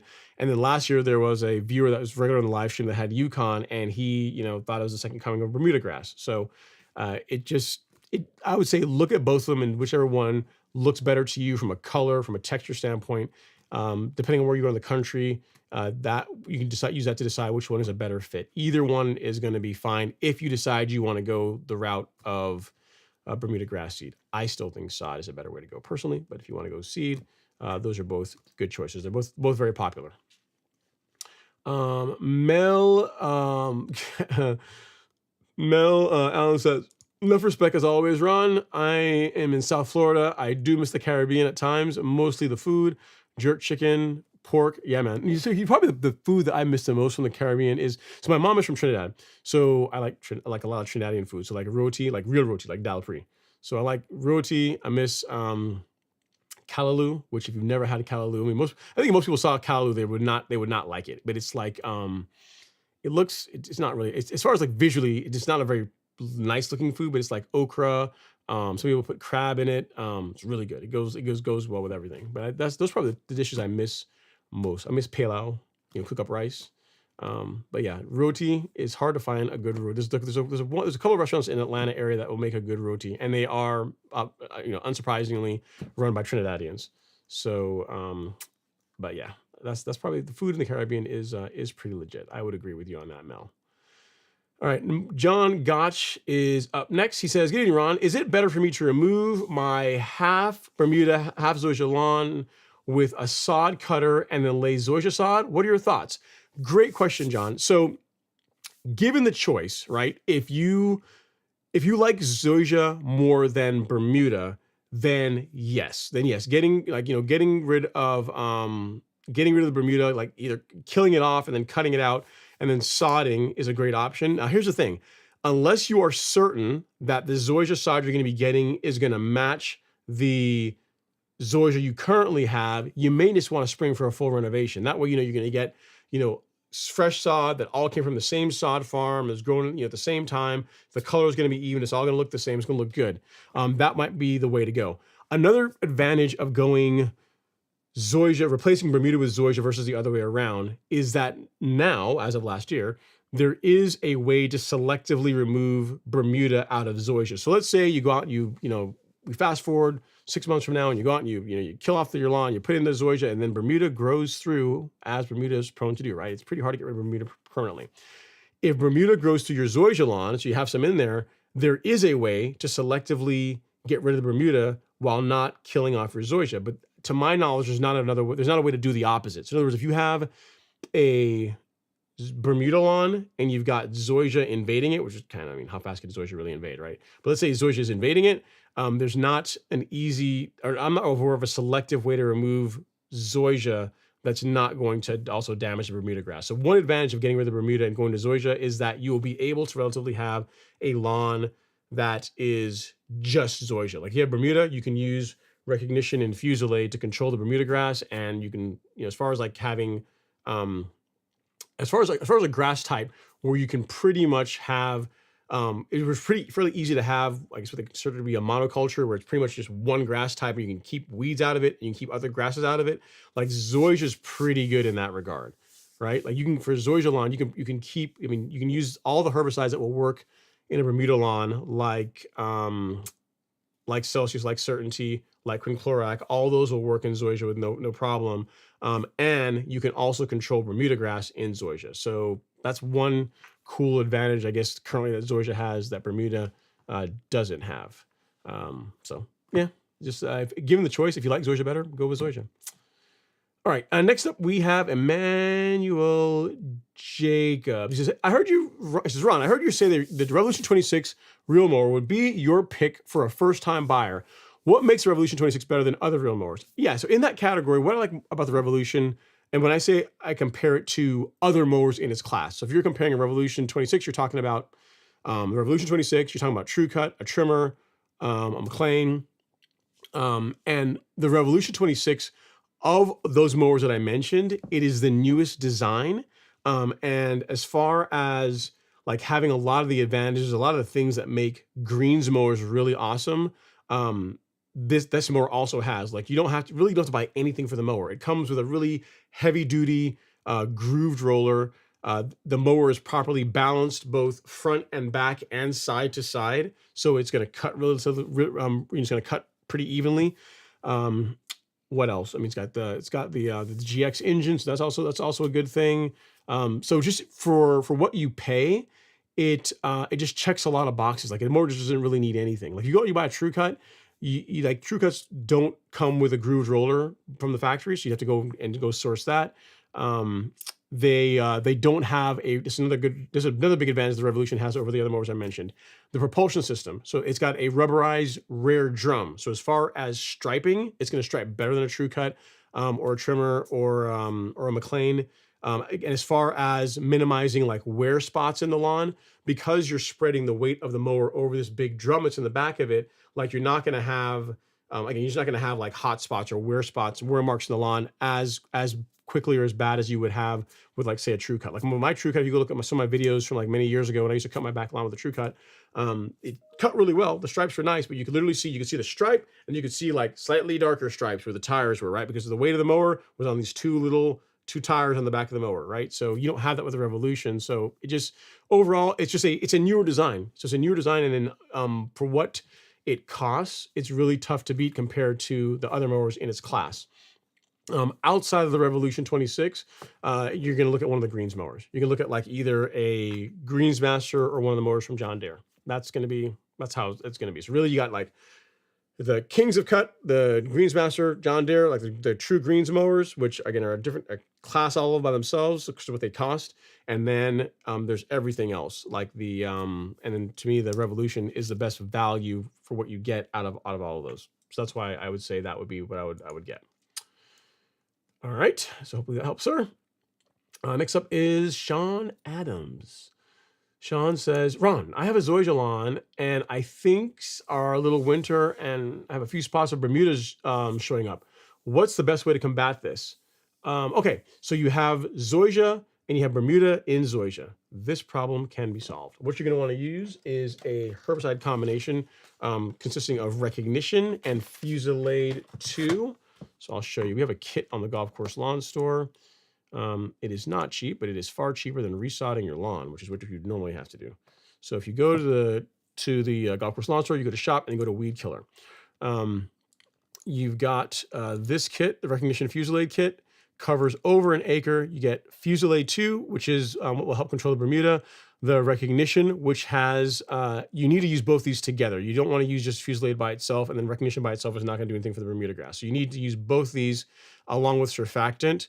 And the reason why you need to use both is because the rates that you need to spray Fusilade 2 to get good control for Bermuda grass, it will injure your zoysia if you don't use Recognition. So Recognition has an additive, a safener in it called mecamifin, which allows you to spray Fusilade 2 at the rates that you need to use it to be able to control Bermuda grass in zoysia in St. Augustine. So if you want to get rid of Bermuda in St. Augustine or zoysia, or I also think Kikuyu grass, then this kit is the way to do it. we got it a year before it was really widely available, and we have people testing it, and the results have been spectacular. It's a really good option, and again, it's not cheap, but it covers an acre, and it's far cheaper than resodding your lawn. And if you resod your lawn, you'll be right back where you started again, because eventually Bermuda will grow through again. So this is what you need to get rid of Bermuda in your zoysia grass lawn, Sean. So hope that helps. Okay. Next up, we have, see where I left off. Okay. Let's see here. Urban Homesteading says, just a thought. Since you have assets trouble, post a Cash App or similar so people can still donate and support. Yeah, tell you what, I'll work on that. If you guys want, let's take a poll. I mean, do you guys just want me just to not leave it out, or do you guys want me to do? We'll do this really quick. We'll start a poll. Where is it? Where is the poll? Does that still work? Yeah, it does. Okay. Should I start? Do you want a Cash App or Venmo or whatever it happens to be, or Venmo to support the stream? Yeah, so you guys can vote in. Again, you don't have to, but we'll see what everyone else says. But yeah, urban homesteading. Yes, it's something I can work on. I'll and if I get enough people say yes, then I'll work on setting something like that up. The only thing that's going to be challenging is I'll have to figure out, like, because I know normally when we do the support, the donations, I would do like the show sponsor. So it'll be interesting to see how to make that work. But I don't know, I'll play with it. We'll see. We'll let it run until the end of the live stream, and we'll see what you guys say. See what the people say. All right, next up is Larry Price. He says, hey, Ron, I live in Southern California. In your area, how do the regularly watered lawns look compared to ones that are not irrigated? It depends on the time of year. So in Georgia, we're fairly fortunate in that we get quite a bit of rain until around late May, early June. And then the hot time of the year, July and August are around, we don't get as much rainfall. The lawns that are regularly irrigated, they just do better, as you can imagine. But also, the lawns that are not irrigated don't look terrible. In other words, I don't see lawns around here, because there's a lot of folks around here that don't have irrigation or don't ever turn it on.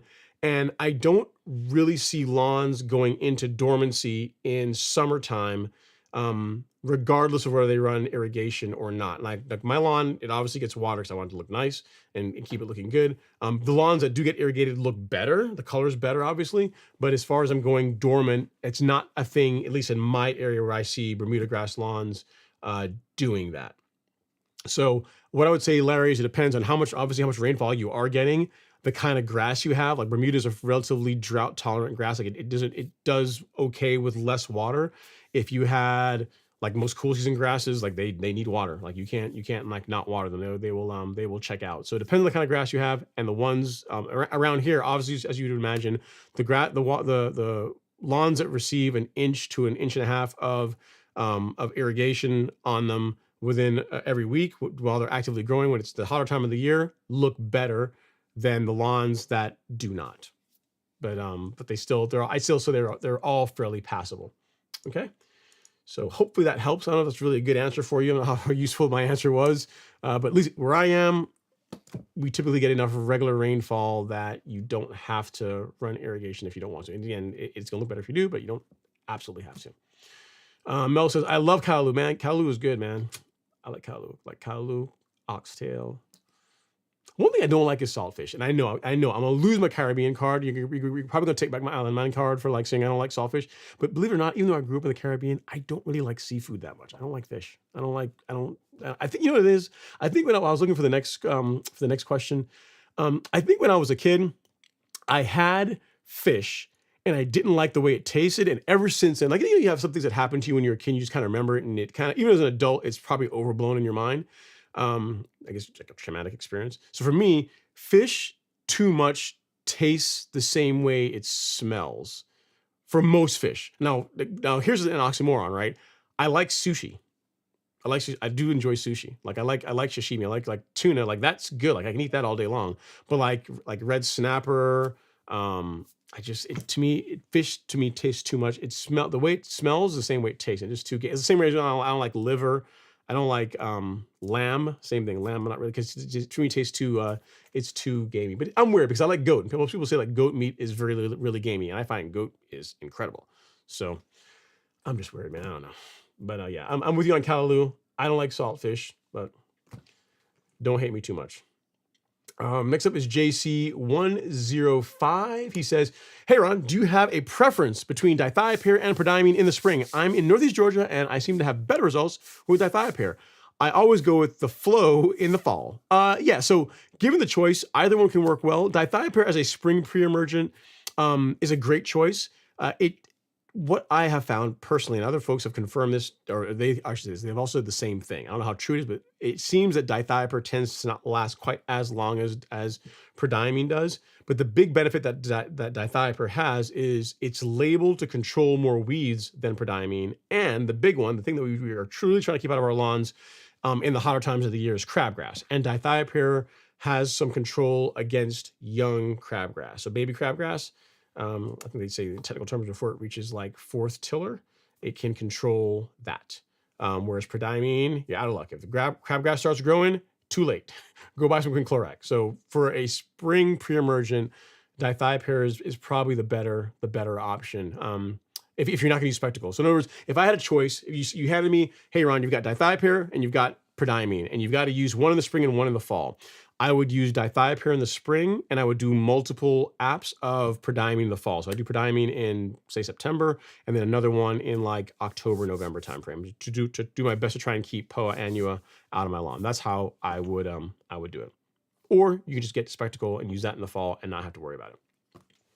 That's like what you're doing, right? So go with dithiopyr. Try it out. I think you'll you sound like you get good results with it. It's a good product. It's just some people say it doesn't last quite as long, but it's a great pre-emergent. The price difference between them, at least for granular, like if I look here, I think it's like $5 difference. Let me look. If you go to shop and then weed killer and we look at pre-emergent, yeah, so a 50-pound bag of dithiopyr is $5 more than prodiamine. So it's totally worth it from that standpoint because it's, again, controls more stuff, has some reach back against young crabgrass. So yeah. All right, next up we have WJM41. He says, Ron, dealing with Poa annua in my Bermuda lawn, I purchased certainty, but concerned on the amount to use in a 1-gallon sprayer.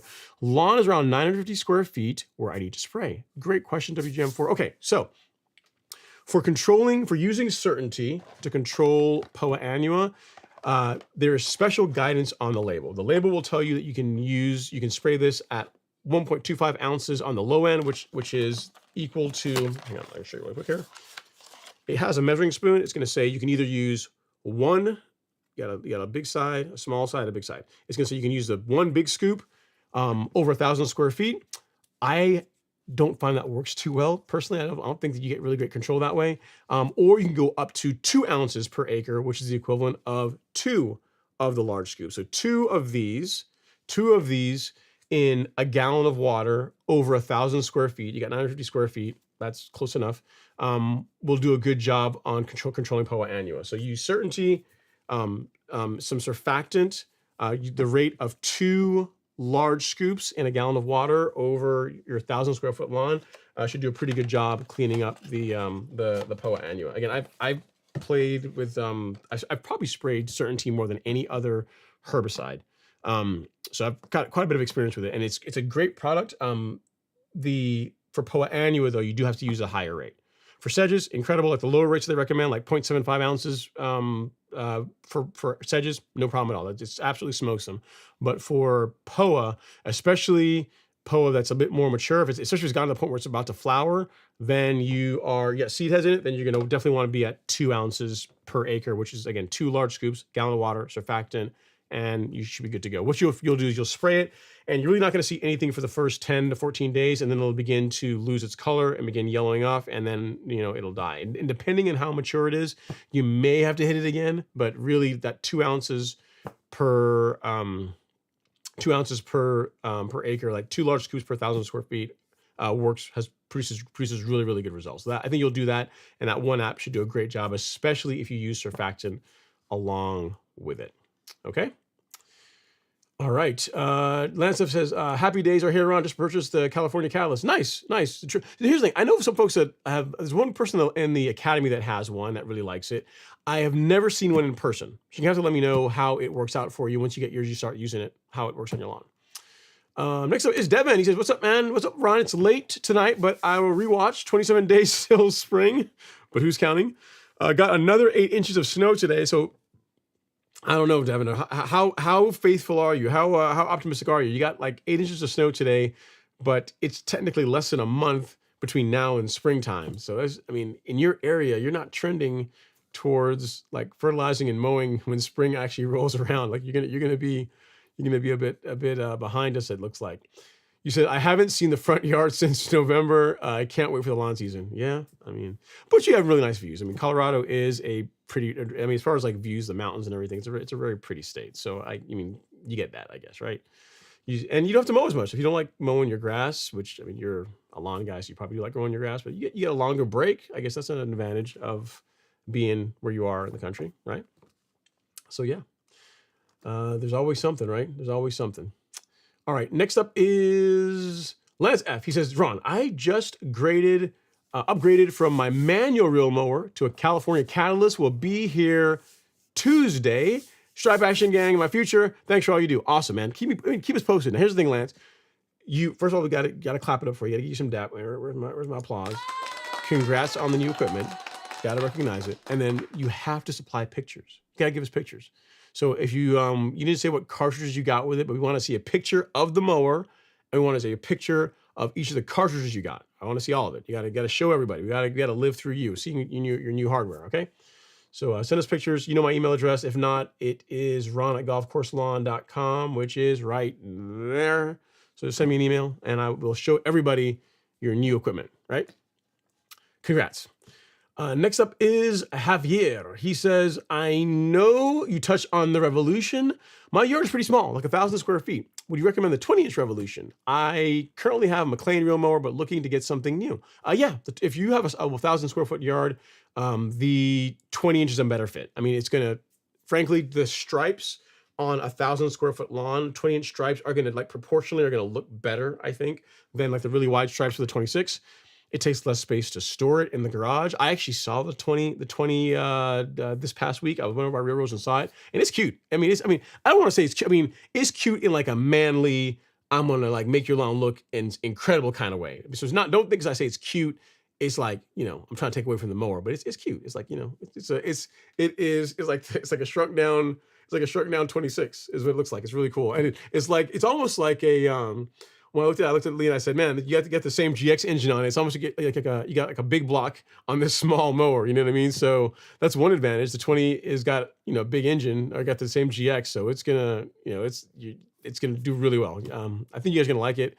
I think next month is when they're supposed to start shipping them, but I got to get Lee on the show. I've got Devin on, and I got to get him on, and I think Lee's gonna get on the live stream here in the near future to talk about the new mower. I think there's going to be a turf park party possibly in the springtime, so you can talk about that and everything. Yeah. So, but yes, to answer your question, Javier, the 20-inch, in my opinion, for a smaller lawn makes a lot of sense. And I've seen it in person, and it's built like a tank. It's really, really good looking mower. And from what I understand, like a lot of the improvements and tweaks and things they've made that have made the Revolution 26 better, like they've taken all that and that's already in the 20. So I think the folks that ordered one are going to be very, very happy with it. As soon as he has one, but it's like a like his showroom model, so he's not gonna let me mow grass with it. But we'll see. I'm sure if he gets one at some point, so I can borrow one from him, and I'll do a video. I'll review one of those guys. Here's the 26. Here's the 20. We're gonna mow with them. We'll do like striping with them, and we can I give you the pros and cons and just whatever. Yeah, I'll see if I can. When he gets one in that he can actually let me have for a couple of days, I will. I'll shoot some content. I'll video it and let you guys know what I think. I'm sure it's gonna be awesome because it's the same thing. It's like the same big heavy duty roller, just smaller. Same reel, just smaller. Same like build quality, just smaller. So yeah, I think that's what I would go for if I were you, Javier. Rich 70 says, I agree on the food thing. When I was a kid, my mom made me eat roast beef. Found out later it was beef tongue. See, you can't do that to a kid. Yeah, I no longer eat things That takes me back. I have never heard it said that way.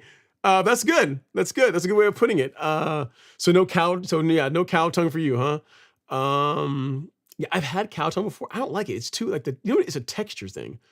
Here's the thing to me, right? And we're at the end of the live stream. I think we're at the last questions we have. If you're gonna eat something weird or like it has like a weird texture, like there's got to be some upside. Like it's got to like sushi can be a texture thing, but the flavor is really good, right? If you eat like if you're gonna eat something that's like kind of weird, dish from a texture standpoint, like the flavor's got to be something that's special. And the one time that I had cow tongue, it was just like chewing. It was like eating a beef flavored rubber band. It just didn't. It's just not really for me. There's also like they make a soup with like the stomach lining of cow. It's really popular in Dominican Republic. I forget what the name of it is, but it's like lining, the stomach lining, and they make soup out of it. And the same thing, it's really chewy. It tastes okay, but it's like just the texture is like a weird thing. So I'm with you, Rich. So yeah, that's me. I'm like that with most fish and liver and lamb. So anything that's kind of gamey, I'm not a huge fan of. All right, next up is the historic old Bermuda Inn. He says, Ron, I just got to say, a lot of your detractors never show their lawn. You have a piece of art and your knowledge speaks for itself. Some are out to make a quick dollar and not the customer. Yeah, I mean, dude, listen, here's the thing. If you try and do anything in life, anything, you're gonna have people that don't like you for just reasons that have nothing to do with you. They don't like my glasses. They don't like the way I talk. They don't like whatever. They don't like my lawn. This Bermuda should be Zoysia. Believe it or not, there's people that don't even like the fact that I have stripes on my lawn. They're like, man, your lawn looks great, but I would never. I had one person actually tell me saying that, your lawn looks really great, but if I had someone mowing my lawn, I would fire my lawn care guy if he put stripes on my lawn. I'm like, you are really not gonna like this channel. You're in the wrong place, man. You probably have to go somewhere else because the stripes are not going away. But yeah, I mean, whatever, man. Hate never comes from above. People that are doing better than you, that are busy out like killing it themselves and trying to do something and trying to make a positive impact. They're too busy trying to win to be worried about like, trying to hit me. I mean, it's always people that are either jealous or just mad at something in life, and then I am just something to go hit at, and so be it. Whatever. I've been through plenty in life, and someone being mad at me on the internet does not fall into any of the things that really keep me up at night. There are far more serious things. So I appreciate it though. I'm glad that you like the lawn. It's a lot of it's kind of hard to argue the results, but more importantly, you say that my lawn is a piece of art.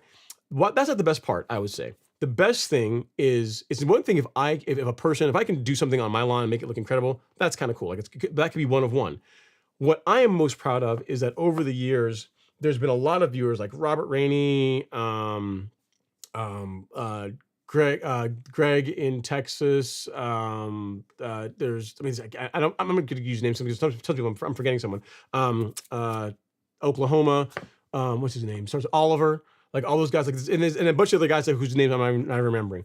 The cool thing about the program is that it's not just me. Like other people can take the same process and can follow it and can produce really good results in their lawn, like spectacular results that they've never seen before, and have never met me. Like they've never spoken to me. I've never actually seen their lawn in person, but they can follow that process and still get a great result. You know what I mean? So there's different ways of getting a great lawn. I'm not saying that my way is the only way. There is spoon feeding, in my opinion, is one of the better ways to do a nutrient program in a lawn. Like there's tons of benefits. Like if you look at documentation on managing sports turf grass, like UJ has a sports turf grass program. Like even in their guidance, they'll say that like spoon feeding a lawn. If you can do it, spoon feeding is a better way to feed a stand of turf grass. But the problem with it is it takes more time. And not everyone has the time to do that. But if you are like what I try to do is not like, I am not for everybody. Like what I do on my lawn, like the program that I do on my lawn, the products that we sell are not for everybody. It's for people that want the top five, like the top 1% of lawns. Like you're the person that wants to invest in real mowing or invest in just regular mowing. Like you're someone that is somewhat competitive to an extent, I guess, and that you have the consistency to stick with it. Just to stick with something over a long period of time. Like those are the people that are attracted to what I do. You know what I mean? Like if you want to just get green grass and have it look kind of decent, you just go buy a bag of fertilizer, throw on your grass, and hope for the best, and away you go. But if you're trying to treat your lawn and manage it the way a sports like a sports turf manager would do it, then that's what I try to offer. That's what I try and do. And if some people don't like that, so be it. I'm not going to change because I like the results, and a lot of you guys like the results. And if you're here and you're watching, then I get you some value out of it. On that bombshell, I will cue the outro music. Again, guys, I really do appreciate all the love and support. You guys coming to hang out in live stream and just chat about lawn care. I'll end the poll, and it looks like 92% of you are saying that you do want me to get a Venmo or Cash App or something. So I will work on that. There were 100 votes, so that's pretty decent. That's pretty good. That's pretty good sampling. So I'll work on that between now and next week, and we'll get that set up. And that way you can contribute to the show in that way if you want to. But again, feel free to go to the Golf Course Lawn Store, share the content. Like all of that helps as well too. Again, I really, while you guys get a lot out of this, it's also cool for me to also hear about the challenges you're facing, and it's also fun. Plus, I just really like talking about grass, so it's something fun to do on a Friday night. Have an amazing weekend. Hopefully we get warmer weather soon. Again, a lot of the products that you will need, your pre-emergent, your soil test kit, your fertilizers that you need for an amazing lawn are in stock and shipping now on the Golf Course Lawn Store, so feel free to support us if you see fit. I'll see you next weekend. Take care.